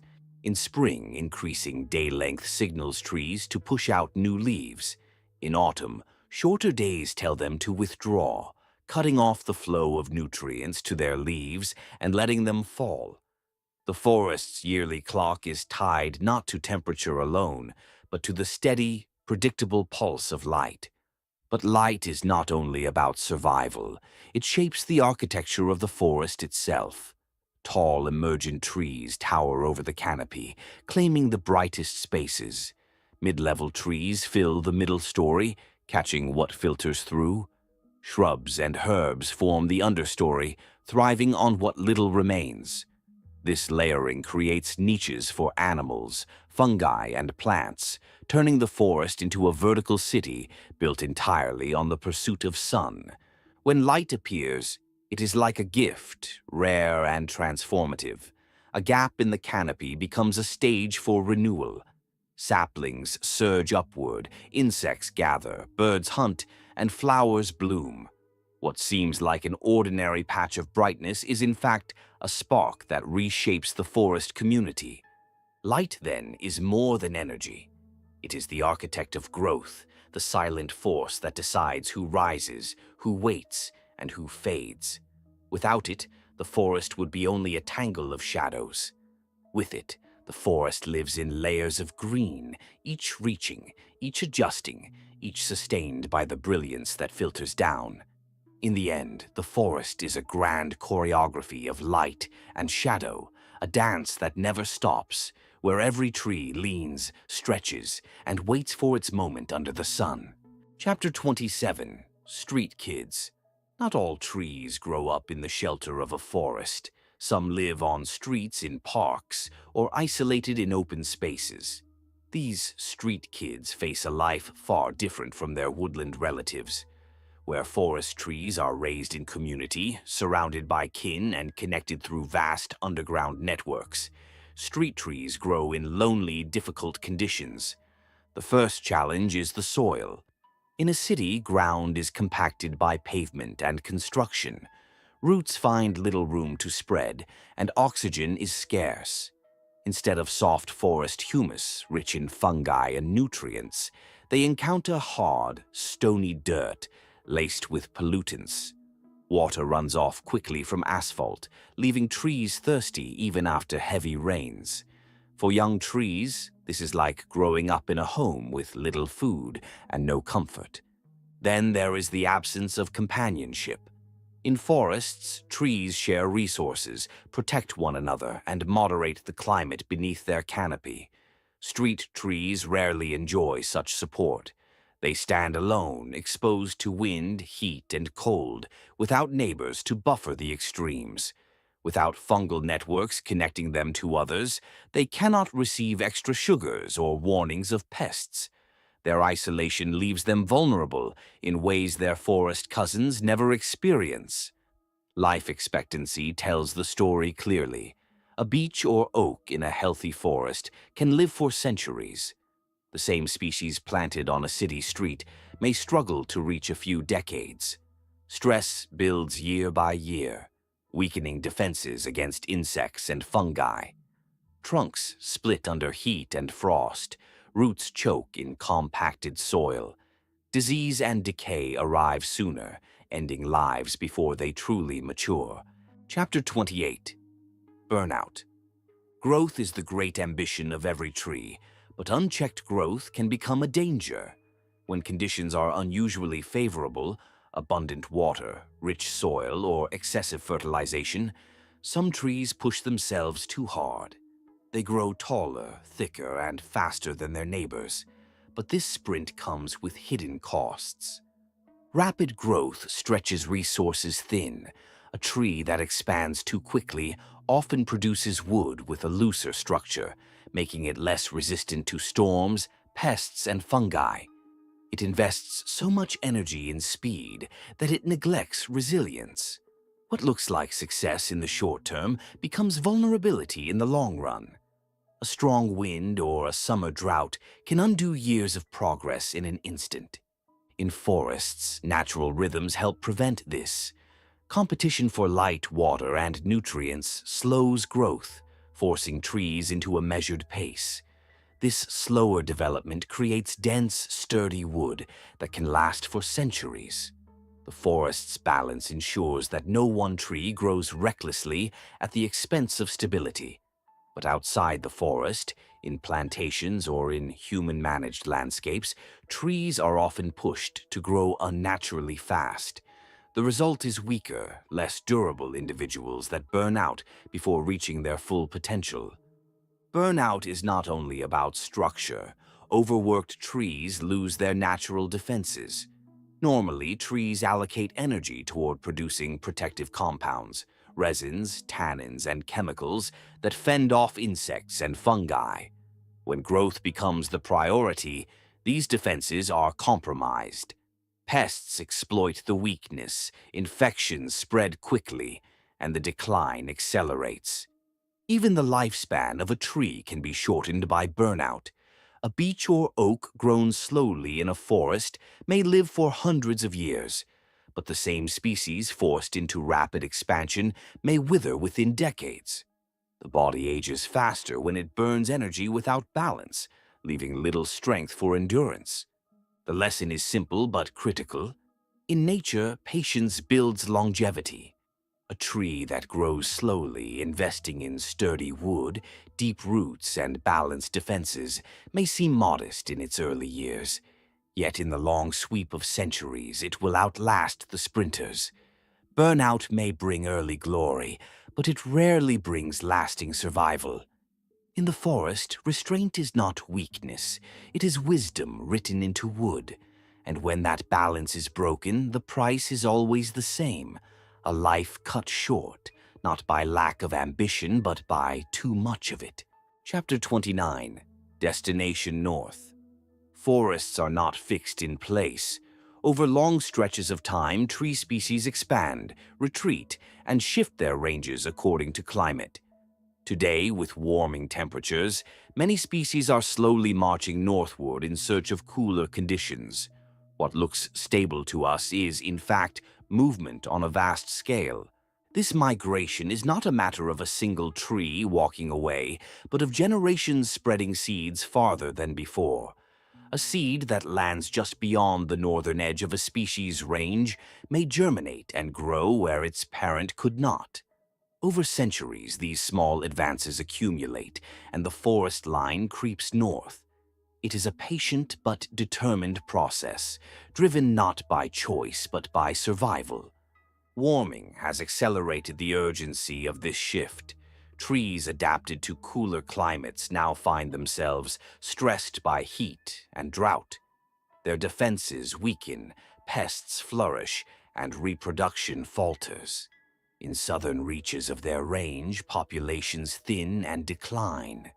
Meanwhile, at the northern edge, seedlings find friendlier conditions, and the boundary slowly shifts. What was once balanced becomes a gradual exchange. Loss in the south, gain in the north. Yet this journey is not easy. Migration depends on seed dispersal, and most trees move slowly. Acorns drop only a few meters from their parent. Beech nuts scatter with the wind but rarely far. Even with animal helpers like jays or squirrels, the pace of movement is measured in kilometers per century. Climate change, however, is advancing much faster. Trees that cannot keep up may disappear from entire regions. Human landscapes complicate the process further. Roads, farms, and cities break up natural corridors, blocking seeds from reaching new ground. Where once forests stretched continuously, now they are divided into fragments. A species that might have shifted smoothly northward finds itself trapped in pockets of land, unable to leap across the barriers we've built. Some species have better chances, Pioneer trees with lightweight seeds carried by the wind, like birches, aspens, and poplars, can move more quickly. They colonize new ground with speed, paving the way for slower species to follow. But giants such as oaks, maples, and beeches lag behind. Their heavy seeds fall close to home, making migration painfully slow. Without help, they may fail to keep pace with the warming world. This is where humans face a dilemma. Should we intervene to help trees migrate, carrying seeds northward in a process known as assisted migration? Or should we leave forests to their own natural rhythms, even if that means many species will vanish from areas they have occupied for millennia? Each choice carries risks. Intervening may disturb ecosystems in ways we cannot foresee. Doing nothing may leave forests fragmented and impoverished. What is clear is that the forest is on the move, whether we notice it or not. The borders of tree ranges are shifting like a slow tide, creeping northward year after year. In the coming centuries, landscapes we think of as permanent will look very different. Beech and oak may vanish from their southern strongholds, while spruce and pine may retreat to cooler ground. Birch and aspen will take their place in new territories, rewriting the map of the forest. The message is stark. Climate change is forcing trees into motion at a pace they were never built to match. Some will succeed, others will fail, and the forests of tomorrow will not be the forests we know today. Chapter 30. Tough Customers. Not all trees live in gentle, fertile conditions. Some grow where life seems nearly impossible, on rocky slopes, in thin soils, or in windswept highlands. These are the tough customers of the forest, species that survive not because they are the tallest or fastest growing, but because they are resilient enough to withstand hardship. Beeches and oaks may dominate rich soils, but on poor ground their strength falters. That is where birches, pines, and other hardy species step in. They accept what the land offers, no matter how meager. Instead of racing skyward, they conserve their energy. Their wood may be denser, their growth slower, but they build themselves to last in environments that others quickly abandon. Drought is one of their main trials. Where shallow-rooted species struggle and wither, these tough trees drive roots deeper, sometimes twisting through stone to find hidden reserves of water. Their leaves are smaller, reducing evaporation. Some coat their foliage with waxes to hold in moisture. Every detail of their structure is a survival strategy, honed by generations of hardship. Cold presents another test. On high mountains or in northern ranges, winds bite and temperatures plunge. Fragile trees split under ice or snap in storms, but tough customers bend instead of breaking. Their forms are often twisted, leaning, or stunted, yet these shapes tell a story of endurance. Where elegance fails, stubbornness succeeds. Insects and fungi also press their attack. Many tough species respond with potent chemical defenses. Pines flood wounds with sticky resin, trapping invaders. Birches load their bark with protective compounds that discourage pests. These measures cost energy, but the investment pays off. The tree survives where others succumb. The role of tough customers extends beyond their own survival. By clinging to poor soils and harsh sites, they prepare the way for others. A lone pine on rocky ground drops needles that slowly enrich the soil. A birch colonizing a bare hillside casts shade, cooling the earth and giving cover to seedlings that follow. They are pioneers, softening the landscape for more delicate species. Still, toughness comes with limits. These species rarely dominate prime locations. On fertile soil, they are outcompeted by taller, faster-growing rivals. Their advantage is not in luxury, but in scarcity. They thrive where others give up. The forest, therefore, needs them. Without pioneers and survivors, many harsh landscapes would remain barren. With them, life gradually expands into places once closed to trees. The lesson from these rugged species is simple. Strength does not always look like power or speed. Sometimes it looks like persistence, like holding on year after year in the face of storms, heat, and cold. Chapter 31. Turbulent times.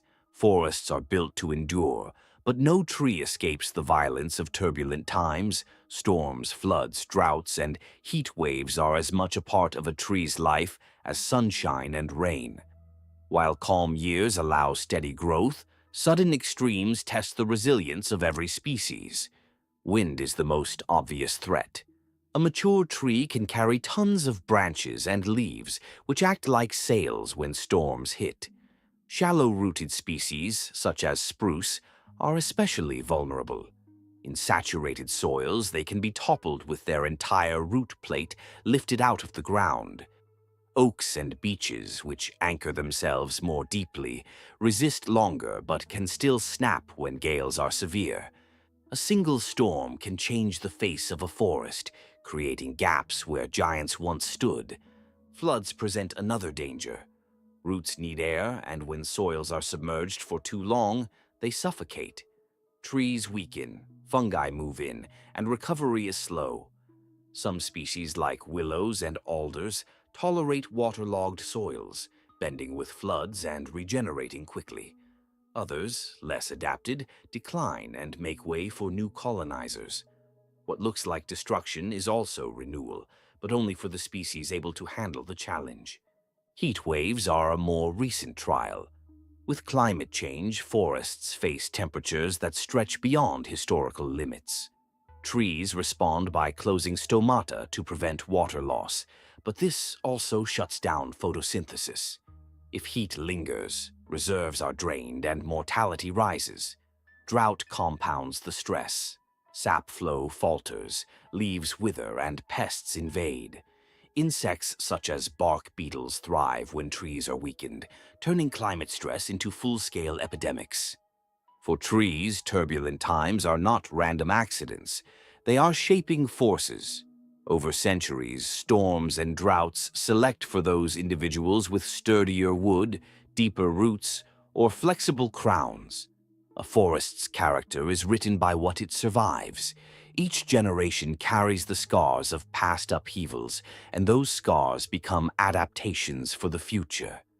Still, the pace of change today is alarming. Natural resilience depends on slow shifts that allow species to adjust over centuries. Now, extremes arrive more frequently and more severely than before. Forests that once absorbed shocks with ease are finding themselves overwhelmed. Ancient balances are being tested in decades instead of millennia. Yet even in chaos, forests have strategies. Diversity is one of their strongest defenses. A stand made of many species weathers extremes better than a monoculture. Where one tree falls to drought, another may thrive. Where one succumbs to storm, another bends and survives. Variety spreads the risk, ensuring that not all is lost when turbulent times strike. For us, these upheavals serve as reminders that forests are not unbreakable. They endure much, but not infinitely. The giants we admire for their strength are, in truth, vulnerable to sudden extremes. What they need is stability, time, and the chance to adapt at their own pace. Without that, even the strongest will falter. The forest will not disappear overnight, but turbulent times are rewriting its future. What remains standing in the centuries to come will depend less on raw strength and more on resilience, patience, and diversity. And the warning is clear. If extremes keep accelerating, survival will no longer be about thriving. It will simply be about hanging on. Chapter 32. Immigrants. Forests, like human societies, are not closed worlds. Over time, new species arrive from distant lands, carried by wind, water, animals, or, most often today, by people. These immigrant trees are not always invited, yet once they take root, they can reshape the balance of native ecosystems. Historically, migration was slow. Seeds drifted on currents or were transported by birds, inching across continents over thousands of years. Today, human trade and travel have sped up the process dramatically. Cargo ships, nurseries, and landscaping projects move seeds and saplings across oceans in weeks. Species that would never have met now stand side by side. Not every immigrant thrives. Many perish quickly in foreign soil, unable to handle new climates, pests, or competition. But some find conditions ideal. With no natural enemies to restrain them, they grow unchecked. North America, for instance, has seen forests invaded by species like Norway maple and tree of heaven. Europe struggles with black locust, introduced from abroad, which spreads aggressively on poor soils. These trees adapt quickly, often at the expense of slower native species. The problem is not simply their presence, but their pace. Native ecosystems evolve slowly, with relationships formed over millennia. Fungi, insects, and birds develop alongside specific trees, creating intricate webs of dependency. An immigrant species arrives without these ties. It provides little food or habitat for local creatures, yet it consumes space, water, and light. In some cases, entire communities shift as immigrants dominate landscapes once balanced by diversity. Foresters and city planners sometimes plant immigrant trees intentionally. Fast-growing species such as Douglas fir in Europe or eucalyptus in Africa are valued for timber or shade. Their rapid growth makes them economically attractive. Yet the trade-off is ecological disruption. These trees do not integrate smoothly. Their litter alters soil chemistry, their water use depletes reserves, and their dominance can exclude native species entirely. Still, not all immigrants are destructive. Some remain modest additions, blending into the forest without overwhelming it. Horse chestnuts in Europe, for example, are foreign yet widely beloved, adding beauty without drastically unbalancing ecosystems. The impact depends on the species and the context. Some slip quietly into their new homes, others arrive like conquerors. The real challenge lies in recognizing when an immigrant becomes invasive.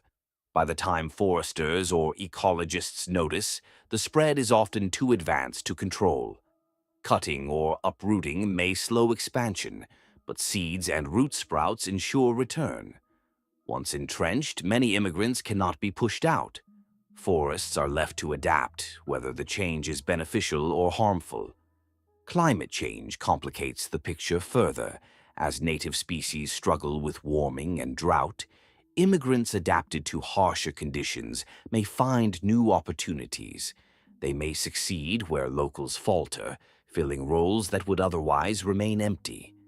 In this way, immigrants may both threaten and rescue forests, depending on perspective. The forest, however, does not judge. It absorbs newcomers and reshapes itself accordingly. Diversity may rise in some cases, decline in others. What is clear is that human actions have accelerated the pace of mixing, and the results are unpredictable. In the end, immigrants remind us that forests are not static museums, but living, shifting communities. The question is not whether immigrants belong, but how their arrival alters the balance. Left unchecked, they can overwhelm and replace what took centuries to build. Managed wisely, they may enrich landscapes facing climate pressures. But one fact remains. Once a new tree has put down roots, turning back the clock is no longer an option. Chapter 33. Healthy Forest Air. Step into a forest and the air feels different. It is cooler, damper, fresher, and somehow cleaner than the atmosphere of a street or field. This sensation is not imagination. Forests actively shape the air around them, turning it into a healthier environment for both wildlife and humans. One reason is humidity control. Trees pump vast amounts of water vapor into the air through transpiration. As leaves open their pores to take in carbon dioxide, water escapes. In a large forest, this creates a constant mist, moistening the air and lowering temperatures. On hot summer days, the difference can be dramatic. Forests remain comfortable while open areas swelter. Beyond water vapor, trees also release chemical compounds known as phytoncides. These are part of their defense systems, substances that deter insects, fungi, and bacteria. For humans and animals, however, phytoncides have surprising effects. Breathing them can lower stress, boost immune function, and even reduce blood pressure. Japanese researchers studying forest bathing have shown that spending time in woodlands has measurable health benefits, thanks in part to these invisible emissions. Forests also act as massive air filters. Leaves trap dust and pollutants, washing them down to the soil during rains. Mosses and lichens absorb harmful gases, reducing levels of nitrogen oxides and other urban pollutants. Even bark plays a role, catching particulates that would otherwise remain in circulation. In cities where tree cover is high, pollution levels can drop significantly, making the air safer to breathe. Then there is oxygen. Every green leaf is a small factory, turning carbon dioxide and water into sugar and releasing oxygen as a byproduct. A mature tree produces enough oxygen each year to support several people. In dense forests, the collective output creates an atmosphere rich and refreshing, constantly renewed by millions of silent workers. The psychological effects of forest air are equally important. Cool, moist, oxygen-rich environments reduce physical strain on the body. Breathing feels easier, and the brain responds with calm. Combined with the sense of resin, soil, and leaves, the experience restores mental balance. This is why stepping into the shade of a forest often feels like relief after time in noisy, polluted streets. The forest's influence extends beyond its own borders. Air currents carry moisture and phytoncides far from the trees that produce them, cooling nearby towns and enriching surrounding landscapes. A large forest is not just a patch of greenery. It is an atmospheric engine that improves air quality for entire regions. Remove the trees, and the air quickly changes, becoming hotter, drier, dustier, and less breathable. Still, healthy forest air depends on forest health itself. In degraded or monoculture plantations, trees are more stressed and emit fewer beneficial compounds. They also filter less effectively. The air of a diverse, thriving forest cannot be replicated by rows of a single species. True freshness is the product of complexity, many species working together in balance. For humans, the lesson is straightforward. Time spent in a forest is more than leisure. It is exposure to an environment that cleans, cools, and strengthens us. Modern medicine may prescribe pills for stress or immune weakness, but the forest offers something older and simpler: air enriched by life. In the end, forests are not only lungs of the earth, they are healers of those who enter them. To breathe their air is to inhale resilience itself, carried on the wind through leaves and branches that never stop working for the good of all who share their space. Chapter 35. Set Free. When a tree grows in a forest, it lives within a community. Roots intertwine with neighbors, fungal networks share nutrients, and the canopy moderates wind and sunlight. In this environment, each tree's survival is bound to the others. But when a tree is set free, planted in a park, on a roadside, or in a monoculture field, its life takes a very different path. At first glance, freedom seems beneficial. An isolated tree stands alone in open space, basking in unfiltered sunlight. Without competition, it can expand its crown wide and grow quickly. It produces more leaves, more sugar, and more wood in its early years. To the human eye, such a tree looks strong and healthy, towering above its forest-bound cousins. Yet, this strength is misleading. Without the shelter of neighbors, the tree is exposed to the full force of wind, storms, and sun. In summer, its leaves face intense radiation, leading to higher water loss. In winter, frost penetrates more deeply. The tree must devote enormous energy to building thicker bark and sturdier branches just to cope. Growth that seemed like freedom soon becomes a burden. The soil tells a similar story. In forests, roots share resources. Fungal threads link trees together, moving water and minerals from those with abundance to those in need. In isolation, this safety net disappears. A street or park tree must fend for itself. If water is scarce, it suffers alone. If nutrients are poor, there is no communal pool to draw from. Even when humans try to supply fertilizer or irrigation, it rarely matches the subtle balance of the forest. Loneliness also affects lifespan. A beech or oak in a forest may live for centuries, aging slowly under shared protection. The same species in a city might last only a fraction of that time. Stress from heat, compacted soil, and pollution weakens defenses, opening the way for fungi and insects. Many trees die young, not because they lack vitality, but because freedom stripped away their allies. Plantations add another dimension. Here, trees are freed not into open space, but into uniformity. Rows of the same species planted close together lack the diversity that gives natural forests resilience.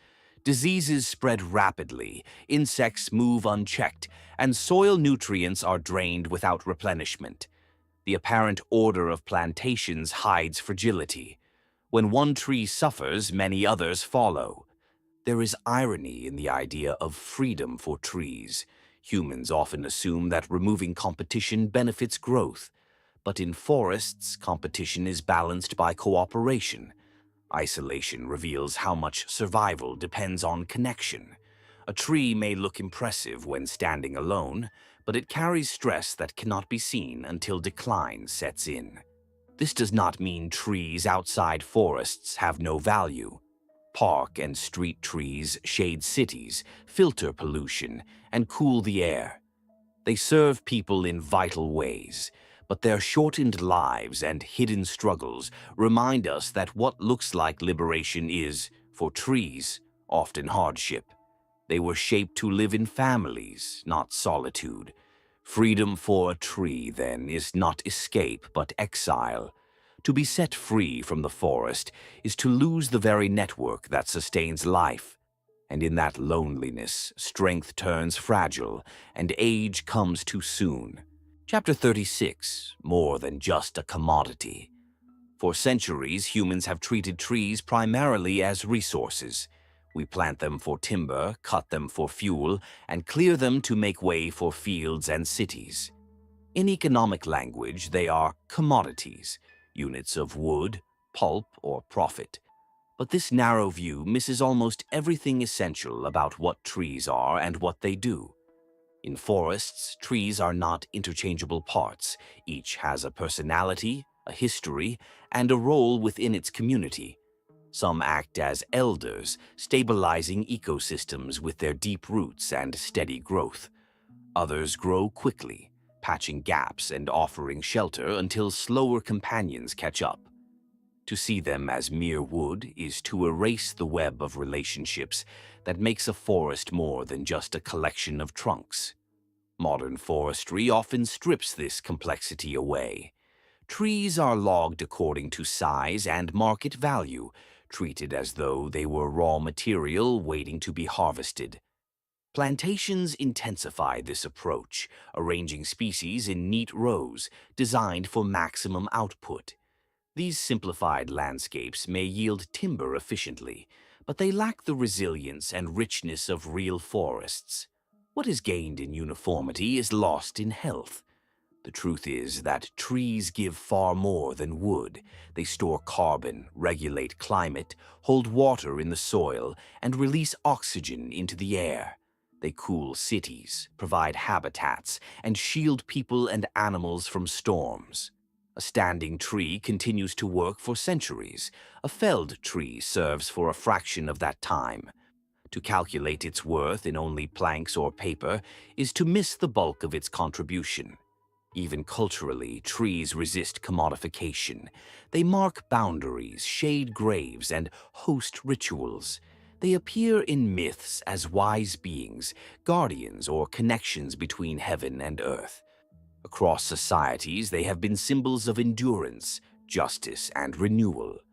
When humans approach them only with saws and spreadsheets, we turn away from traditions that once understood their deeper significance.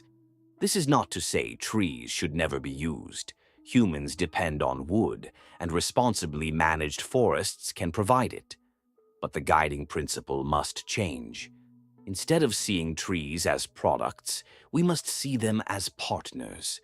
Harvesting should respect natural rhythms, leaving enough elders and diversity to keep the forest intact.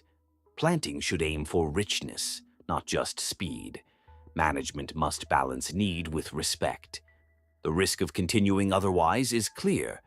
When trees are treated as mere commodities, forests become factories. Soil degrades, water cycles break, pests run rampant, and ecosystems collapse. Short-term profit leads to long-term loss, both ecological and economic. By contrast, when trees are valued for their full worth, forests remain strong, delivering benefits that money cannot easily measure. At its heart, this chapter is about perspective. Do we see a tree as a stack of boards in waiting, or as a living being that shapes air, water, and climate while holding history in its rings?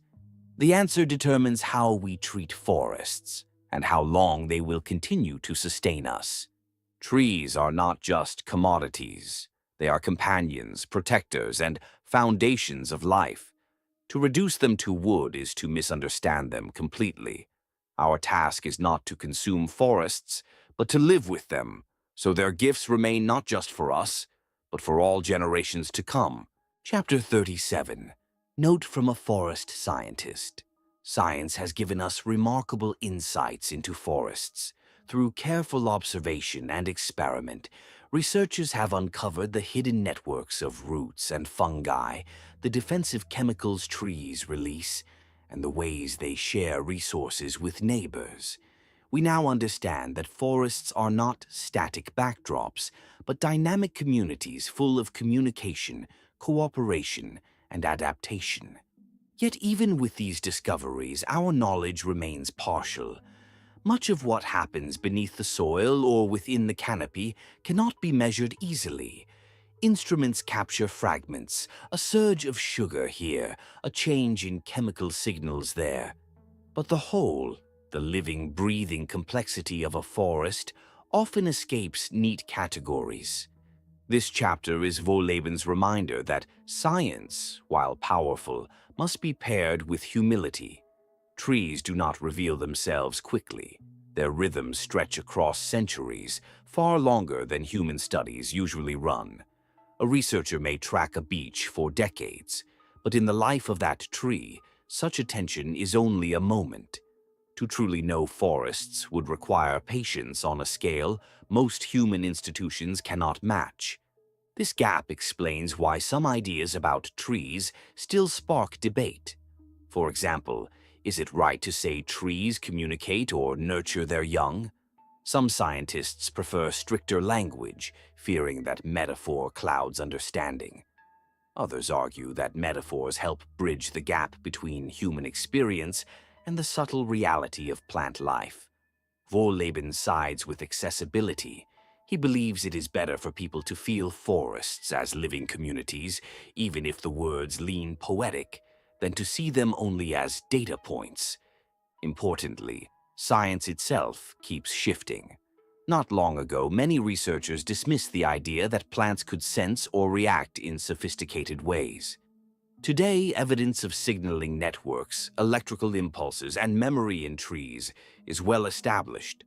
What seemed fanciful a generation ago is now mainstream. This should caution us against assuming we already know all there is to know. Forests likely hold more surprises waiting to be uncovered. The note here is also a warning. Applying only economic or utilitarian logic to forests is reckless. If we focus on timber yields or carbon credits alone, we ignore countless unseen processes that keep ecosystems stable. By the time science catches up to explain every detail, it may be too late if we have already cleared or damaged what we were trying to study. Protecting forests cannot wait until we have perfect knowledge. Wohlleben emphasizes that intact forests function best when left largely undisturbed. Scientific management can inform better practices, but it cannot fully replace the wisdom encoded in millions of years of evolution. A researcher can map nutrient flows, but no model can predict every ripple effect of cutting, draining, or replanting. The safest approach is often restraint, respecting complexity rather than trying to outsmart it. In the end, the forest scientist's note is one of balance. Science is vital for showing us hidden truths, but it must never become arrogant. Numbers and graphs reveal patterns, yet they cannot capture the entire soul of the forest. To appreciate trees fully, we need both analysis and awe. The closing message is clear. Treat forests as more than research subjects or economic resources. They are ancient, living systems, wiser than we realize. Science can guide us, but humility must ground us, because the forest will always know more than we do. This has been the summary of the hidden life of trees. What they feel, how they communicate. Discoveries from a secret world. Summarized by Cellwave Audio and narrated by Callum.